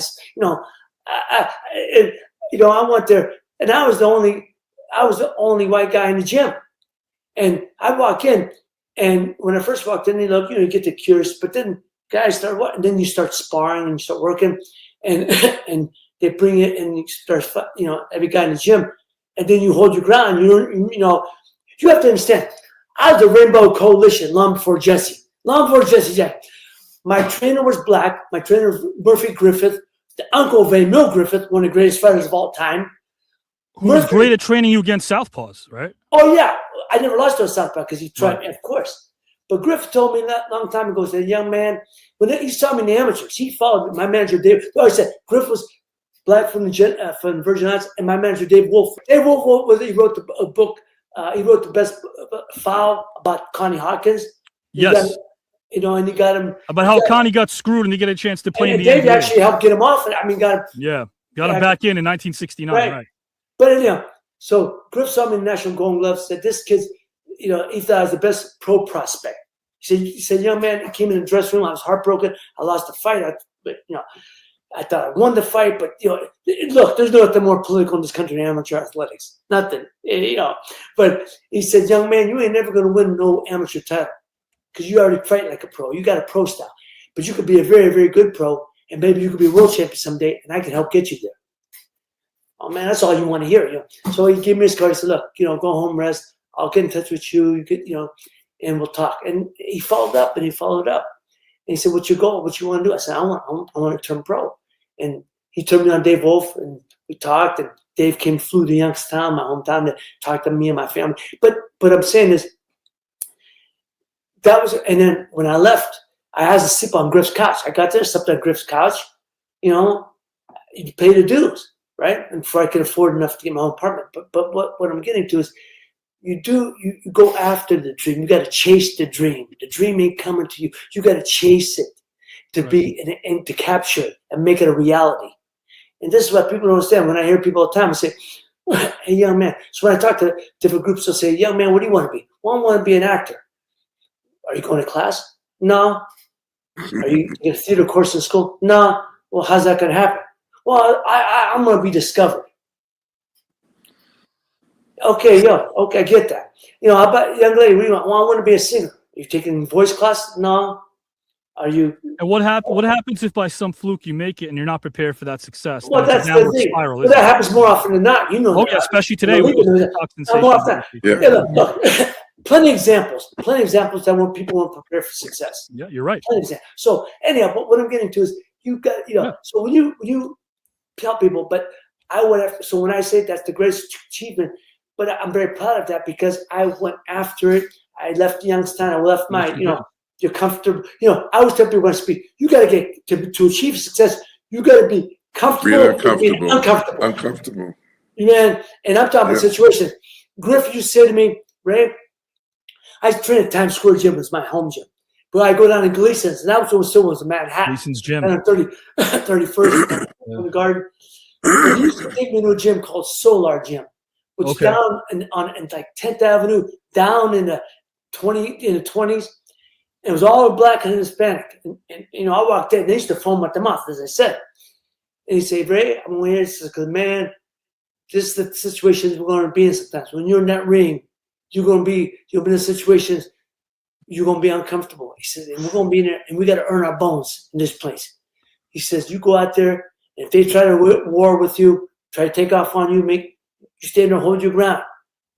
Okay. And that's what it does, and that's what they did, of course. And so I earned I made my bones in those gyms. And I earned my respect because they said, oh man, this boy could fight, And but you got the old saying, you got to take something to get some, right? And I did. And so this is the thing I'm proud of about my career. So winning that world title was not only an accomplishment of a dream I had since I was a kid, but I know I paid the dues and everything that I went through moving to New York. And there was times, don't get me wrong, there'd be times I'd be in my room when I finally had enough to get an apartment, but that's all I had. I money to eat. I was just going to eat. I didn't bounce around. I was on Boston. I went to the gym, came back, paid the dues. And there'd be times sometimes get to me, the loneliness and and I'd be crying, man. I just closed. But I knew I was doing it for a reason. It just would get to me, and sometimes emotions take over. So I cry it out, get it over with, and then move on. But when I got that title, I won that title for my father. It must have been euphoric, that feeling. Euphoric. It was. That's the exact word I used. People say, what was the feeling when I said it was euphoric. Sure. It was an out-of-body experience because I achieved everything I want to achieve. And there's nothing in my life, I said, other than seeing each one of my children born, won't be greater than that. Nothing in my professional life. That's for sure. I really will never understand that, and I mean that in the best way I can. Is complimenting you to achieve that height is, it's incredible. And like it's great to dream. Dreams are fun, but I'd actually rather have my reality surpass anything I ever dreamt. I want my reality to be sweeter than a dream. And that's where the work comes in. That's where we have to roll up our sleeves.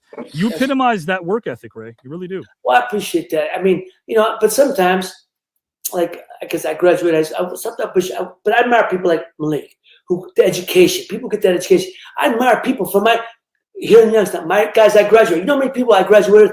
My graduation class has doctors, lawyers, professional people.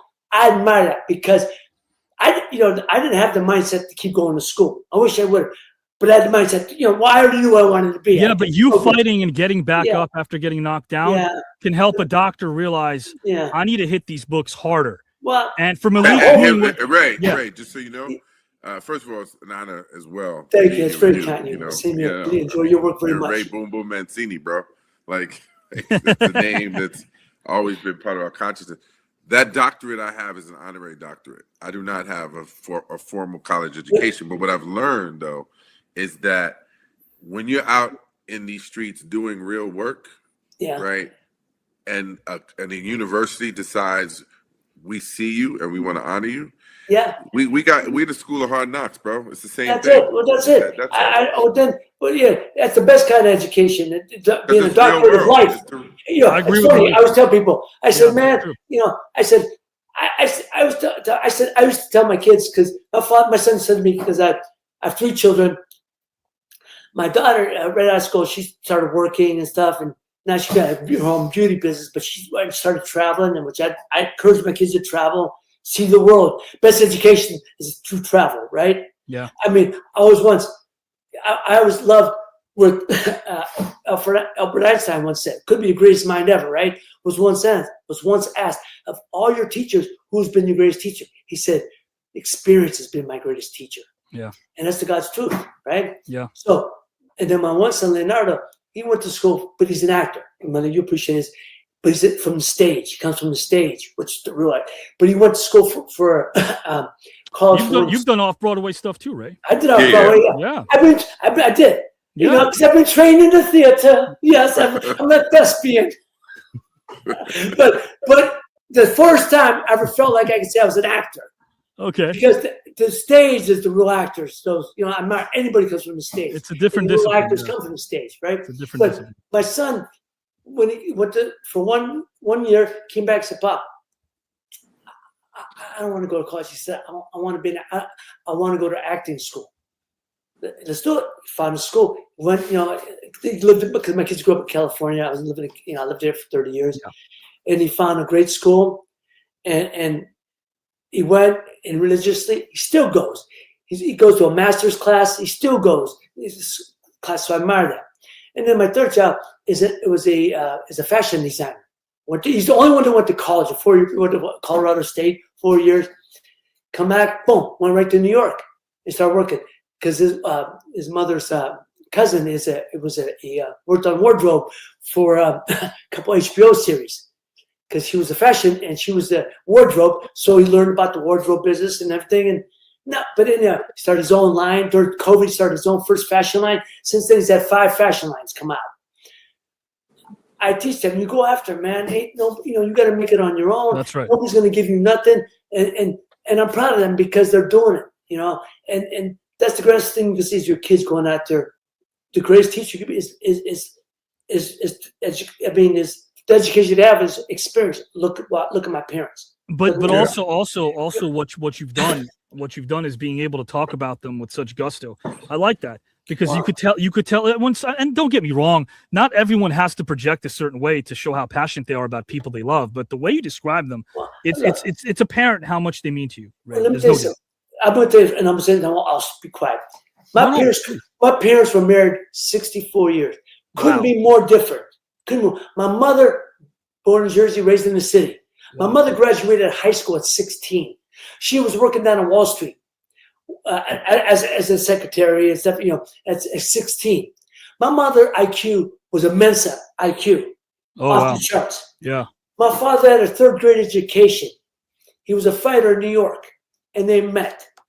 You couldn't make two people that were so, but yet they made it work. My mother never made my father feel less of a man because of the education. I never made him feel less than a man. And that's her genius too. And that's a smart woman. That's a brilliant That's her woman. genius too. Yeah. And my father, my father knew the streets very well. And They complement each other well. And so that's why I would say my father was my inspiration. He was everything I wanted to be. But my mother was my motivation. My mother's the one who said, Raymond, you can be whatever you want in this life. He said, the only limitations you have, she said, the only limitations you have are those you put on yourself. My mother made me feel I was 10 foot tall. Made me believe it. Made me believe I was 10 foot tall. See, that's why, that's what I said, my father had the balance. My mother was that driving force. You could be whatever you want. And my father said, you don't have to be anything. Just, you're my baby. I love you just because, which is beautiful. But I had the balance, right? So, yeah. So I love how you talk about your parents, Ray. I was wonderful. I had wonderful parents. And Malik, both of you, the way you speak about your parents. And then when they were at my fights, people say, your father was a ringside, but how could your mother sit there? And people just ask my mother, how could you sit there watching him get hit like this? She says, I'd rather be there, sitting there watching him than being at home wondering what was going on. I'd rather be there seeing what was going on. And she goes, plus, how could he have 100% confidence in himself if he didn't believe I had confidence in him by not being there for him? Oh, wow. Right. So she's that is wise. That's sage advice. My mom, yeah, man. You know what? I'll tell you this too, Ray. Just, it's so weird. And Malik, I'm going to play Malik's tribute video right now. But before I do, I just want to say this. It's so bittersweet to learn the lessons of our fathers, like literally my father who passed away, who was such a instrumental part of my life. Recently, he passed. Condolences. To learn, I appreciate that. I really do. And, to be able to apply what they taught you after they passed on is so bittersweet. Yeah. Because while they're still here, I want to reject that. What do they know? And not to say that I do it consciously, right? But come on. And then they pass on and you realize, holy shit, pardon my French. It makes sense. It makes sense. Oh my God. Yeah. Man, Ray, I'm going to put you backstage for one moment. Anything you'd like to tell Malik? Because I have a tribute video for you as well, Ray. But anything you'd like to tell Malik before I play his? Well, Malik, I was honored to be on here with you. I enjoy your work very much. Thank you. Like I said, and you never know, man. You never know down the road we could be working together. I love it. Avi, you need Can I exchange your information? I'm going to get it. Connect us all. You should connect Please, us. because I'm focusing more on producing now, and I've been doing some stuff. I've produced for the studios, and I got a couple things in a hopper. I'm thinking, oh yeah, man, this could work. So Where are you based? I'm Youngstown, my hometown, Youngstown, Ohio. I just moved back 14. I was in Santa Monica for 30 years. I was out there. That's home base. And like I said, I produced for MGM. I produced for Warner Brothers. But now, as you know, with all the streamers and all the things now, you don't got to be there. Happy to. Yeah. 100%. I appreciate you, Avi, for this. Yeah. Thank you. Same thing. Pleasure to meet you. Absolutely, Ray. Ray, don't go anywhere, my friend, because I've got a great tribute video for you. I hope you'll enjoy it. A trip down memory lane from me to you. All right.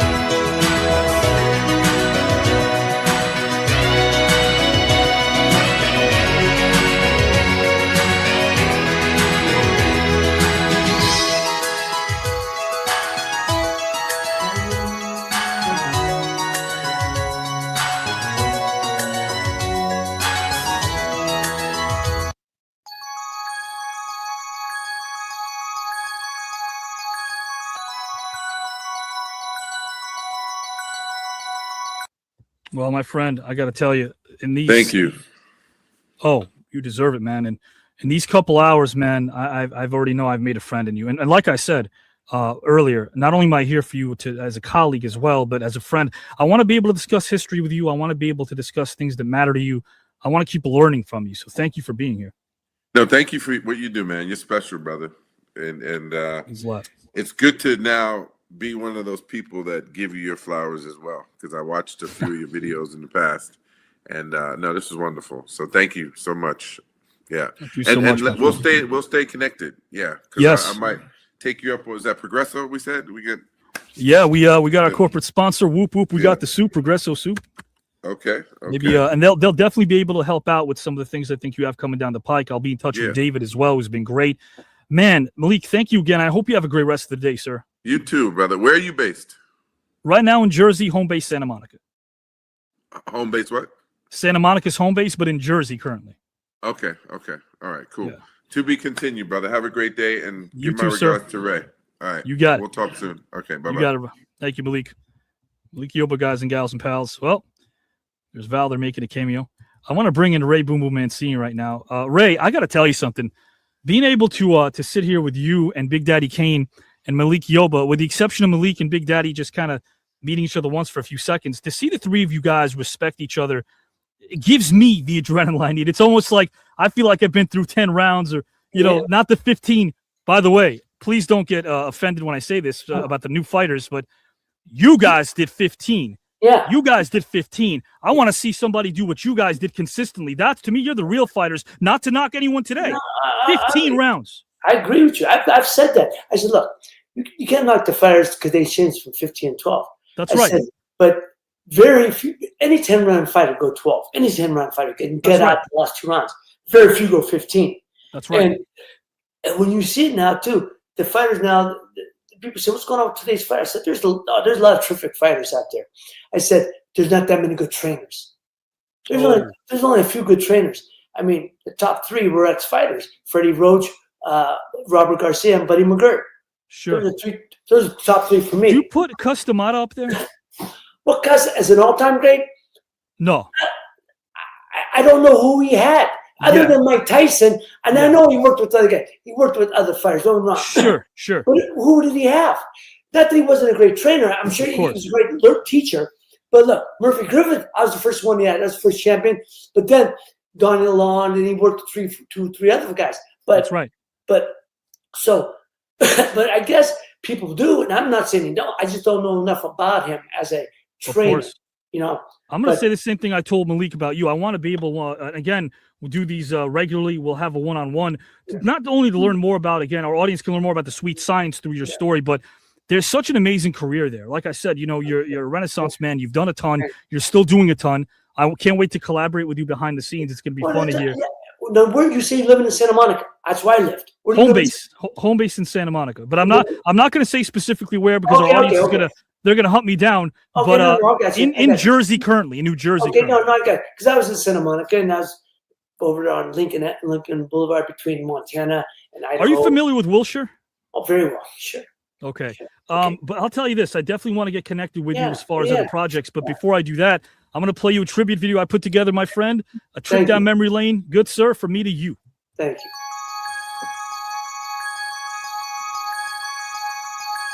Yes, you are. Thank you. Thank you.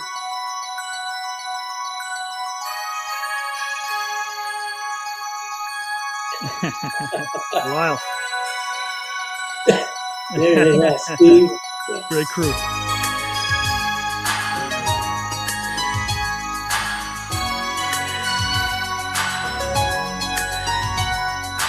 Nice. God bless them. God rest their soul. And Mira. Yeah, wonderful.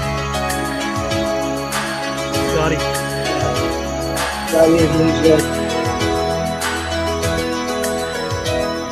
And O'Neal. Everybody, my guy. I talk to him every day. Nice.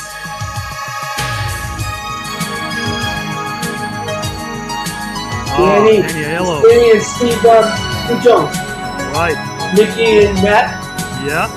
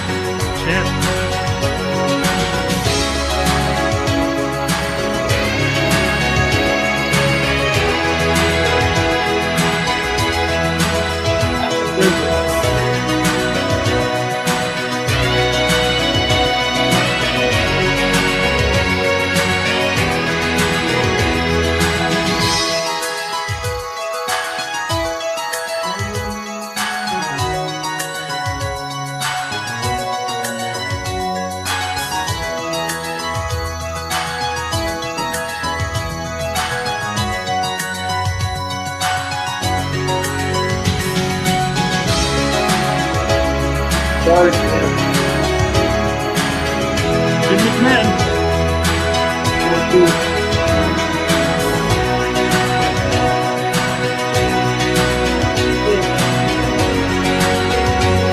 Don Ricketts.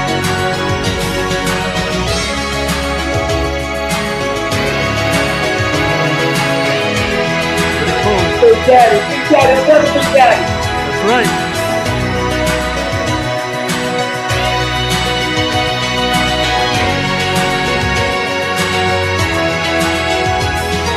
I'll tell you what, for someone who works 20 hours a day like me, I love the sweat more than anything. And you, my friend, your work ethic inspires me. And by the way, I want to say this to you again, and I've said it repeatedly, but after this broadcast, not only are we going to keep in touch, but it's not just for your projects. It's because I want to be around people like you. I appreciate that. Can, you know, in a positive way, bring the best out of people. You bring the best out of people, Ray. I appreciate that. That means a lot. I appreciate that very much. And I would love to say that because I'm inspire people like yourself that are, you know, that are artists. And people always say to me, "What are you looking for?" I'm saying, "I'm just looking for a good story." You know, people say, "We look at what kind of film, what kind of script." Yeah, just a good story. I want to tell good stories. Period. That's it. You know, not boxing stories, not wise guy stories. I'm just good stories. And they can be part of that. But sure, you know, and you know, one thing I've learned though, I've been fortunate to meet a lot, become friends with writers. Sam Henry Cass, who was in our with and I worked, you know, and but of course Dave Mamet is a very dear friend. Dave Mamet's a giant. Dave's, you know, he's my Shakespeare. I don't understand Shakespeare. I tried to do it, but I didn't get it. But what I'm saying is, these are people I've learned, and meeting you too. Now, it's just you get inspired by that, and you go, okay, how can we collaborate and make this a reality? I'm glad to be able to do that with you, good sir. And like I said, thanks for Gigi for bringing us together. And I appreciate that. You had a nice time, my friend? Oh, I had a wonderful time. It's wonderful. I'll be in touch with you very soon, and I hope you have a great rest of the day, my friend. Thank you. You too, my brother. Thank you. Thank you, Ray. Take care. You too. I salute Ray Mancini for what he stands for. I mean this. Again, guys, camera, mic, on, off, doesn't matter. I'll say the same thing. He carved out time as Big Daddy Kane did, and also Malik Yoba, to give us pearls. They gave us pearls, and I think we should take them in. And to the younger generation specifically, we're not saying anything against you. We're rooting for you. We're rooting for you. And we're rooting for you in a way that perhaps our fathers rooted for us. Don't wait. Don't make the mistake I made and listen to your father once he's passed. Listen to your elders now. They've been there. You heard what Ray said about Albert Einstein, right? Experience is the greatest teacher. That's what he said. He's right. Listen to that. Listen to the experienced men that you listen to today. Play it back. And you know what? You might learn a thing or two about more than just a thing or two. So with that, guys and gals and pals, I kick it over to you right now because you are the engine that makes this entire thing go.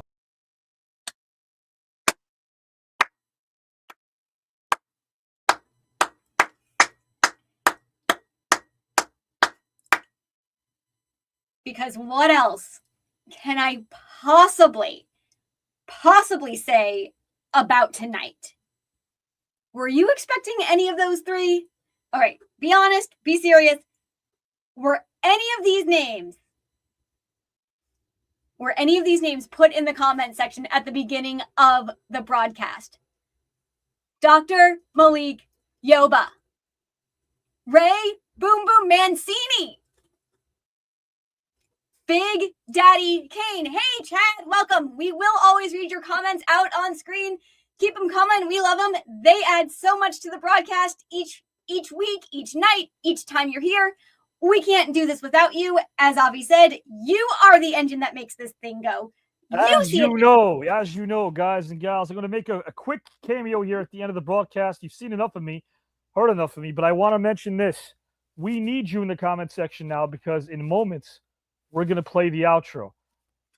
So who was this fourth mystery person? Who was the second rounder? Because we saw the Grammy Award winner. That was Big Daddy Kane. We saw the Hall of Fame boxer. That was Ray Boom Boom Mancini. We saw the award-winning storyteller. That was Malik Yoba. Who was the second rounder? Was the second rounder on screen, perhaps? I might have an inkling. The second rounder, guys and gals and pals, was actually not on screen.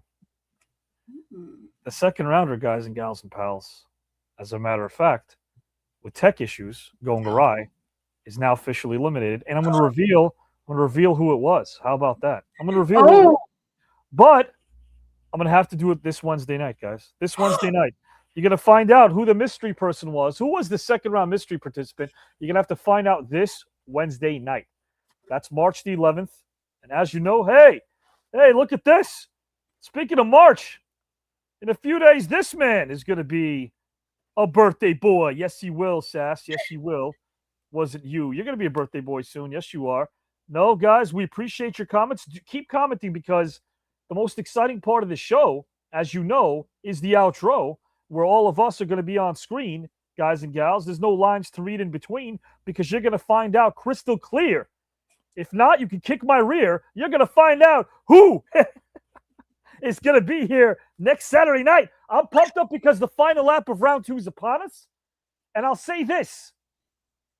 Next week's lineup, there is no mystery. Oh.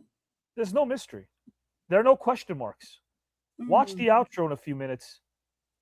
See who we have as our top 5 who are remaining in this star-studded tournament where our luminaries don't ask for a dime. They appreciate the time, even maybe a rhyme or two, because guys and gals and pals, they realize you're the glue. They perform for no one, but they do tell stories to you. That's what we do here. That's the celebrity tournament. Every single person is here. They all want to win. We now found out that our trio have advanced to the next round. We know that. Guys and gals and pals, we're happy about that as well. So, Giselle, why don't you take it away right now? I'm going to go backstage, and you guys are going to keep commenting. You know why? It's absolutely free.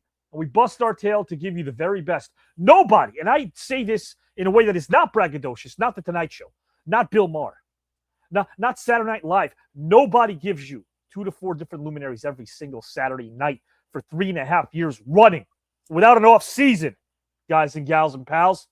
If we give you more, we'd be committing treason. We give you everything we have. Keep commenting because you're the engine. And in a couple of minutes, the outro will be playing, and you'll find out what one of the final second round matchups will be next Saturday night. So, Giselle, take it away. Keep commenting. You're right about that, Sass. Allison, Joe, Bethany. We're going to shout you out. Our suits and ties are watching. Look at this. Matt Catter is in the house. At the tail end, we see Matt Catter here as well. Yes, this Tuesday, Stevie Ray, guys and gals, go to his page because he's going to be going live. Yes. Might be there myself. See how that goes. Giselle, what do you think of the night? Break it down, and then it's outro time. It was a fantastic evening. Completely unexpected on my part, but could not have asked for a better evening, and honestly a better outcome, because after seeing these 3 gentlemen on here tonight, I am thrilled. I am delighted. I am ecstatic even that they are all moving on to round number 3.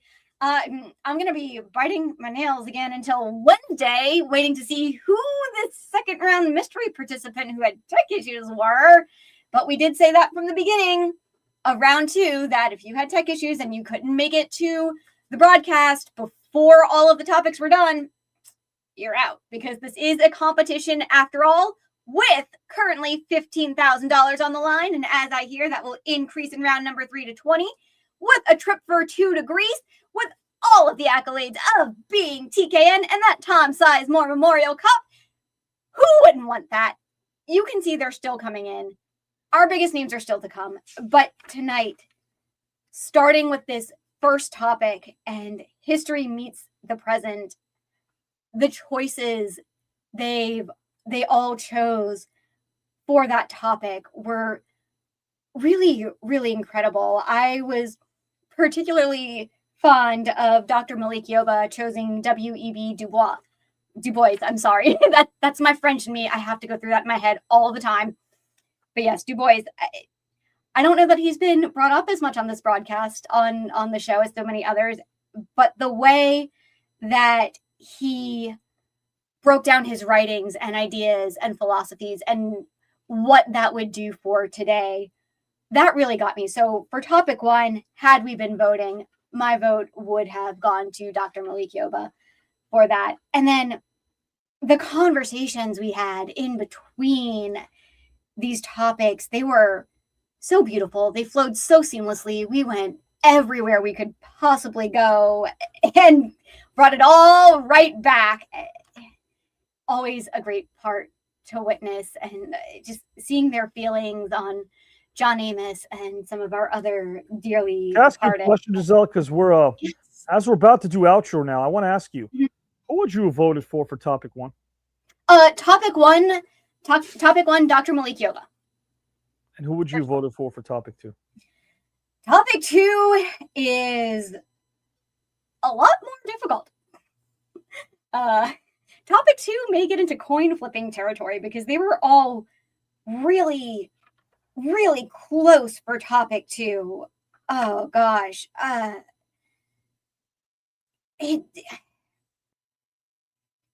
think it would have really been between Yoba and Mancini again. Just where they went, but I think I might have given the edge to Mancini, especially when he was speaking about dreams and following them and chasing them, because it's not just a follow, it's not just a chase. It's a pursuing of the dream, and you have to make it happen. You can't just dream it for it to be in existence. That's a great place to start. But that's the thing, though. I don't use the word dream because it becomes reality, and it's not the dream. The word dream at that point has nothing to do with the reality that you created. Nothing. It's not a dream anymore. Dreams are fairy tales. Dreams are nice. Dreams are ponies. Dreams are rainbows. Dreams are dragons. Dreams are fire. Dreams are not tolerable sometimes, but reality has to be. We have to make it tolerable. So people bring up the word dream a lot, and I'm like, well, what does your dream have to do with your reality? What does it have to do with your reality? Because you could wake up and you could vanquish those dreams and turn them into something better or even something worse. They have nothing to do with anything. What I do want to say, though, guys and gals and pals, is that if you do close your eyes and you dream about a nice place with nice people, you're about to see them right now. The TKN hosts. I'm about to bring them on screen right now because it's outro time. We're going to find out who's on next week. This is the final lap. They're dressed well. They're here to go, guys and gals and pals. We got Java Joe.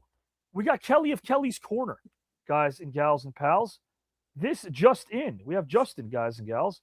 And, of course, Miranda is in the house as well. Miranda's musings. So with that, let's find out. And we want you commenting during the outro because we want to get an idea of who you think might be showing up next week because there aren't too many more of these. There aren't too many more of these guys in round number 2 that are going to happen. This is not meant to be a somber Kleenex moment, but round 2 started with a lot of people doubting that this thing could go the distance. It started with my dad being alive. It started with there were so many things that are not at play anymore for the better, because those doubters are now our biggest rabid fans. And we're bringing the inner youth out of them. That's the cool thing, these suits and ties. I had one of them say, hey, are you talking about me? Well, yeah, what if I am talking about you? I'm talking about you. So what? What are you going to do, huh? Are you going to hit a guy with sunglasses who isn't even like here, kind of, sort of, whatever I am, an Albitar? Anyway, guys, it's the Obster. It's Sass is in the house. Allison, Bethany. Hey, why'd you say hello to Kelly J. White right now? Here we go, Mr. White. Hey, what's up, guys? Good to see you. Kelly, that was something. How about that? Did Ray bring the boom boom into the room, Kelly? He did. The boom boom was in the room, and it made my brain go zoom. I would agree. But how about this, guys? This just in. What is up, everybody? Yeah.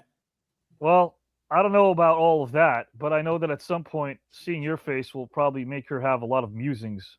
So let's bring in Miranda right now, right next to Justin. There we go, right next to Justin. Ooh. Okay. And, of course, guys and gals, the host of Cup of Joe and Tano.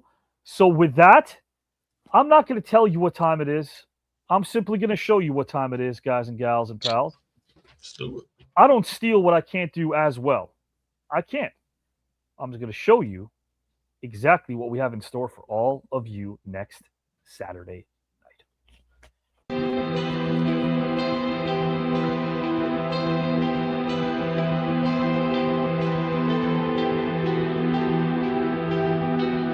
Obsession's going to be talent every time. You got all the talent in the world, but are you obsessed? Is it all you ever think about?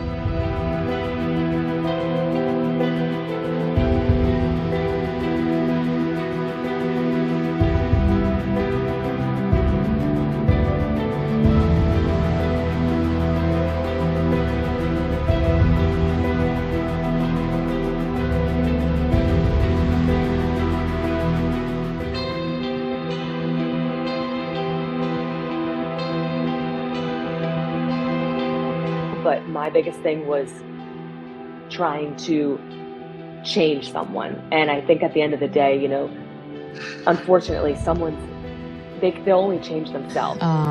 Growing up was, you know, I had a great childhood, grew up with 3 older brothers. I was always tough little girl, you know, daddy's little girl, but nobody messed with me.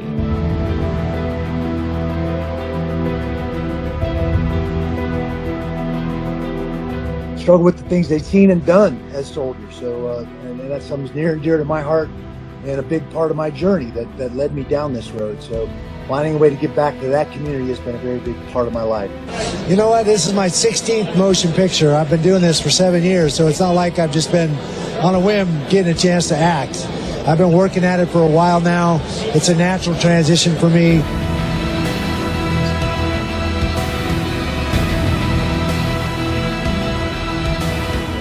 Like 14, 15 years old, and you're like, I could do that, you know? Sure, right, yeah. Just think I could do that, why not? It's a different story doing it once and doing it in practice and putting it in a 40-minute routine and like getting it done inconsistently while everyone's watching, and it's a whole different thing, but it had to start somewhere, you know? Because I only expect what I can do and what I want myself to do, and I can't live to everyone else's expectations of me. I try sometimes, but I mean, I can only do my best.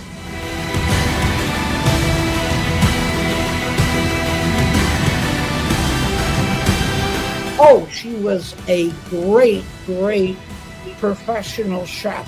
She was a bon marché. They're the people that look at the plate before it goes out into the restaurant. I'm really not quite sure how it came to be. I was doing radio, and it was Bert's idea that maybe that when you're doing serious topics, and really that's the way the whole thing started.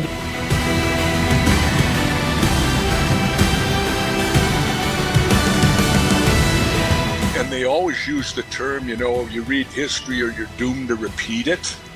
Well, I can tell you now, Avi, that's like in 20 years. Sure. I'm repeating it now, sometimes for the second time. We have 7 tribes in Minnesota with 7 different leaders, and I met with all 7 chiefs, heads of the tribes. And because I had a proposal to legalize sports betting to pay for all these stadiums. Here we go, guys. Here we go. Are we ready? Are we pumped? Next Saturday night. Here we go. Let it out, guys. Let it out. What the fight's all about.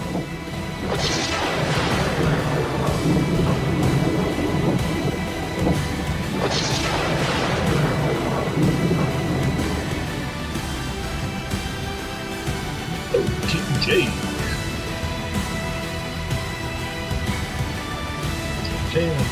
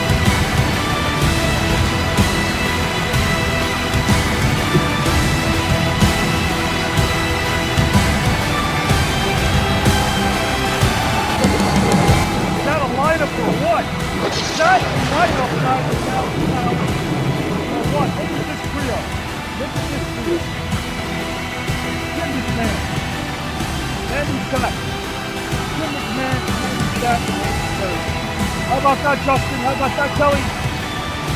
What a lineup!